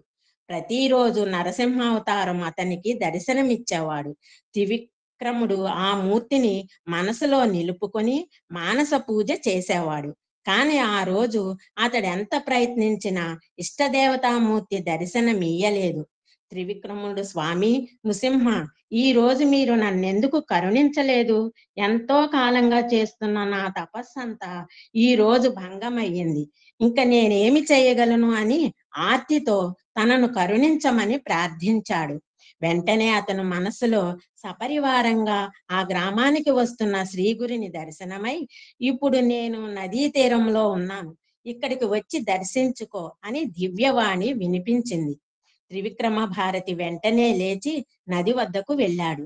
కానీ అతనికి ధ్యానంలో కనిపించిన శ్రీగురుడే అక్కడ దర్శనమివ్వడంతో అతడు ఆశ్చర్యపడి శ్రీగురునికి సాష్టాంగ నమస్కారం చేశాడు. మరుక్షణమే అతనికి సమస్త ప్రాణులు, రాజు, పరివారము కూడా ఎతులులాగా కనిపించారు. త్రివిక్రమ భారతి నివ్వెరబోయి అంతమంది సన్యాసులలో శ్రీగురిని గుర్తించలేక, స్వామి త్రిమూర్తి స్వరూప, వీరందరిలో మీ రూపమేదో గుర్తించలేకున్నాను. నాపై కృపతో మీ నిజ రూపము దర్శింపజేయండి.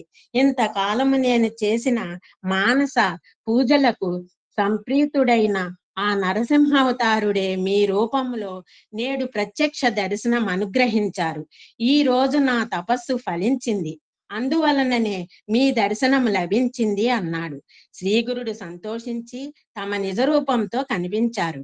అంతకు ముందు కనిపించిన యతీశ్వరుల రూపాలు అదృశ్యమై వాటి స్థానాలలో స్వామిని అనుసరించి వచ్చిన రాజు, పరివారము కనిపించారు.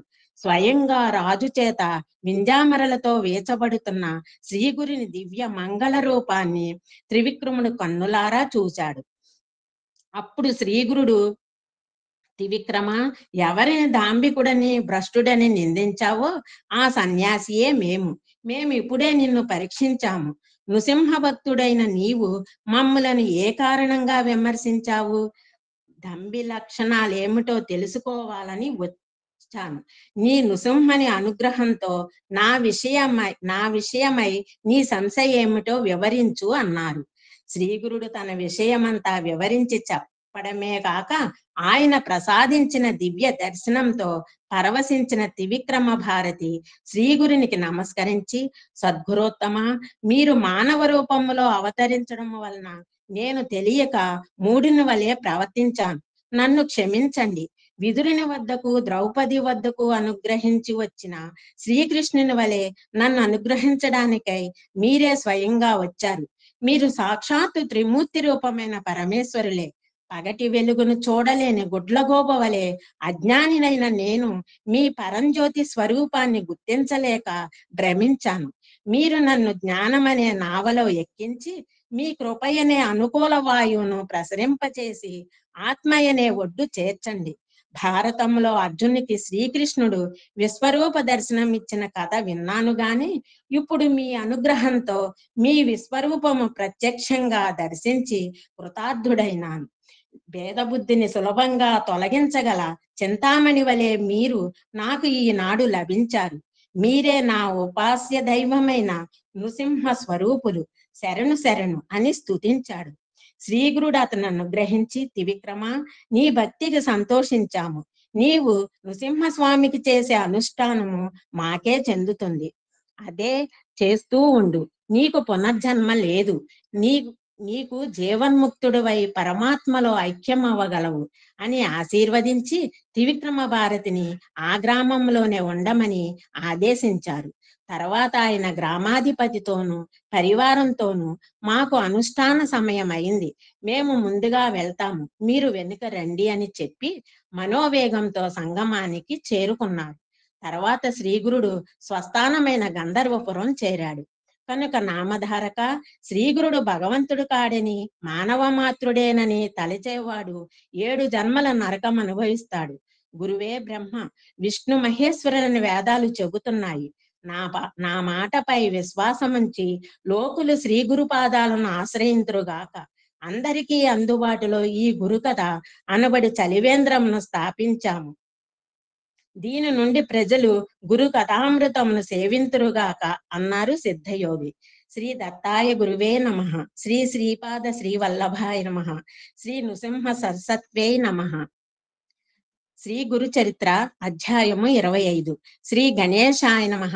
శ్రీ సరస్వత్యై నమః. శ్రీ గురుభ్యో నమః. ప్రస్తావన: శ్రీ గురుడు అక్కలకోట స్వామిలాగా విద్యా గర్వాంధులైన పండితులకు గర్వభంగము చేయడానికి అంత్యజుని చేత వేదము చదివిస్తారు. ఈ కుపండితులు వేద విప్రనిందలో యవనరాజు చేతిలో కీలుబొమ్మలయ్యారు. వీరిని నిగ్రహించడానికి సన్యాస ధర్మాన్ని అతిక్రమించి శాస్త్రవాదంలో వారిని ఓడించవచ్చో లేదో తెలియని శిష్యుని కోరికపై శ్రీగురుడు తన ఆశ్రమ ధర్మం అతిక్రమించకుండానే వారిని నిగ్రహించడం వారి ధర్మదక్షతకు సర్వ సమర్థతకు నిదర్శనము. అట్టి ధర్మ సందేహము కలిగిన సచ్చిష్యుడు సద్గురువును శరణు పొందాలని సూచన. ఎంత స్తోత్రియత పాండిత్యము కూడా ధనకీర్తి కాంక్ష వలన వ్యర్థమేగాక అరిష్ట ప్రమాదమని తెలియాలి. సమర్థ సద్గురు సమాగము వలన గాని స్తోత్రియత పాండిత్యము సార్థకంగా వన్నమాట. అంతేకాదు, నిజమైన సద్గురు భక్తుడు సద్గురువు కూడా దుష్టులు ఎంత రెచ్చగొట్టినా కూడా తామే ప్రమాణమని బలికి ఋషి ప్రోక్తమైన శాస్త్రమే ప్రమాణమని చెప్పి దానినే సామాన్య సాధకుల వలె శ్రద్ధతో పాటిస్తారు. సద్గురువు చెప్పిన వేదస్థుతి రూపమైన ఈ 25, 26, 27 అధ్యాయాలు పాఠకులకు పవిత్రతను, నిరహంకారాన్ని, సద్గురువుపై భక్తిని పెంపొందిస్తుంది. కథారంభము: అటు పైన శ్రీగురుడు చేసిన దివ్యలీలను వినిపించమని ప్రార్థించిన నామధారకునితో సిద్ధముని ఇలా చెప్పాడు. ఒకప్పుడు వైఢూర్య నగరంలో ఒక ముసల్మాను పరిపాలిస్తూ ఉండేవాడు. అతడు హిందూ మతద్వేషి, ఎంతో కఠినాత్ముడు. అతడు తన రాజ్యంలో గల వేదాంగ పారంగుతులైన పండితులను నిర్బంధంగా తన దగ్గరకు రప్పించుకొని తన ఎదుట వేద మంత్రాలు చదివించి వాటి అర్థాలు చెప్పమని శాసిస్తూ ఉండేవాడు. అందుకు అంగీకరించిన వారికి ధనాశ చూపుతూ ఉండేవాడు. అయినప్పటికీ కొందరు శిష్టాచార పరులు అలా చేయడం తమ వల్ల కాదని చెప్పి నిరాకరించేవారు. కొందరు నికృష్టులు మాత్రం అతడిచ్చే సంభావనలను ఆశించి వైదిక ధర్మాలకు విరుద్ధంగా అతని ఎదుట వేదార్థము చెబుతూ ఉండేవారు. యజ్ఞకాండలోని అంశాలు వారి నుండి విని ఆ దుష్టుడు యజ్ఞాలలో పశుహింస చేసే బ్రాహ్మణులు, ఇతరులు చేసే జీవహింసను నిందించడం తగదని అవహేళన చేస్తూ ఉండేవాడు. అలా వేదార్థం చెప్పిన వారికి తన చేతికొచ్చినంత సంభావనలు ఇస్తూ ఉండేవాడు. ఆ సంగతి విని ధనాశపరులెందరో అతని మెప్పును కోరి అతని వద్దకు తమకై తామే వచ్చి వేదార్థము చెప్పసాగారు. ఒకనాడు ఉత్తరాది నుండి వేద పండితులైన బ్రాహ్మణులిద్దరు వచ్చి ఆ రాజును దర్శించి, రాజా, సకల విద్యలలోనూ మాకు సాటి అయిన వారు ఎక్కడా లేరు. మరి మేము దేశంలోని పండితులను శాస్త్రవాదంతో ఎదుర్కొని జయించడానికి బయలుదేరాము. మీ రాజ్యంలో మాతో వాదించగల విద్వాంసులు ఎవరైనా ఉంటే పిలిపించండి, మా ప్రతిభ నిరూపించగలము అన్నారు. పరాయి మతాన్ని కించపరచడానికి మరొక మంచి అవకాశము లభించిందని తలచి ఆ రాజు వెంటనే నగరంలో దండోరా వేయించి నాటి మధ్యాహ్న సభ ఏర్పాటు చేయించి ఆ పండితులను వాదంలో ఓడించిన వారికి గొప్ప బహుమానాలు ఇవ్వగలనని, ఓడిన వారికి దండించగలనని ప్రకటించాడు. అటువంటి బహుమానాలను ఆశించి మన వేద శాస్త్రాలను ఆ దుష్టుల ఎదుట వల్లించడం ఇష్టపడని శిష్టాచారులు కొందరు తమకంతటి సామర్థ్యం లేదని చెప్పి తప్పుకున్నారు. మరికొందరు నిండు సభలో తమకు అవమానం జరుగుతుందని భయపడి ముందుకు రాలేదు. వీరంతా ఆ కుపండితులకు జయపత్రాలిచ్చి వేయక తప్పలేదు. అప్పుడు ఆ రాజు ఆ కుపండితులిద్దరికీ వస్త్రాలు, ఆభరణాలు, భారీ ఎత్తున కానుకలు బహుమానమిచ్చి ఏనుగు నెక్కించి మేళ తాళాలతో ఊరేగించాడు. వారికి ఒక అగ్రహారం కూడా ఇచ్చాడు. వేద పండితులే కించపరచడం ఆ రాజుకు వినోదమైంది. అంతటితో ఆ పండితులిద్దరూ మరింత గర్వించి ఆ నగరంలోని విద్వాంసులందరినీ నోటికి వచ్చినట్లు దూషించసాగారు.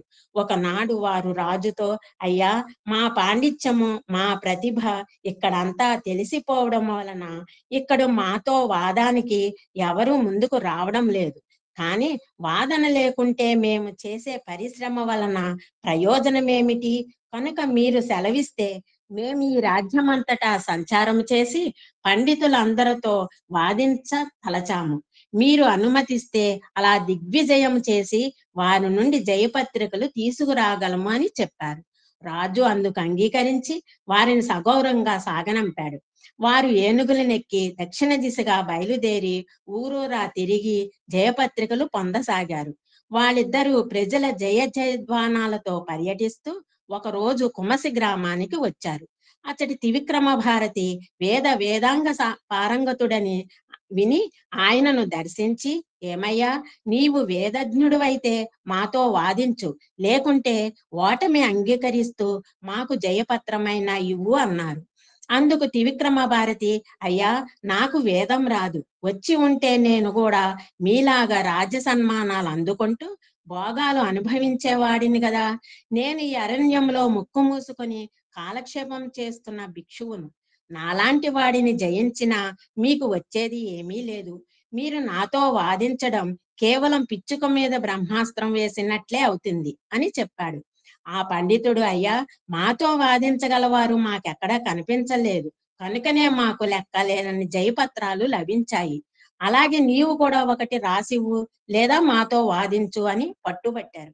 అప్పుడు ఆ సన్యాసి, వీరికి గర్వం తలకెక్కింది. ఒళ్ళుపై తెలియకుండా సాటి పండితులందరినీ నిందిస్తున్నారు. వీరికి బుద్ధి చెప్పడానికి నా గురుదేవులే సమర్థులు. వారి దగ్గరకు వీరిని తీసుకుపోతానని ఆలోచించుకొని వాళ్లతో ఇలా అన్నాడు, పండితోత్తములారా, నేను స్వతంత్రును గాను. గంధర్వపురంలో మా గురుదేవులు ఉన్నారు. వారి ఆజ్ఞ తీసుకుని మీరు కోరినట్లే ఆ రెండిట్లో ఏదో ఒకటి చేయగలను. మీరు కూడా నా వెంట గంధర్వపురానికి రండి.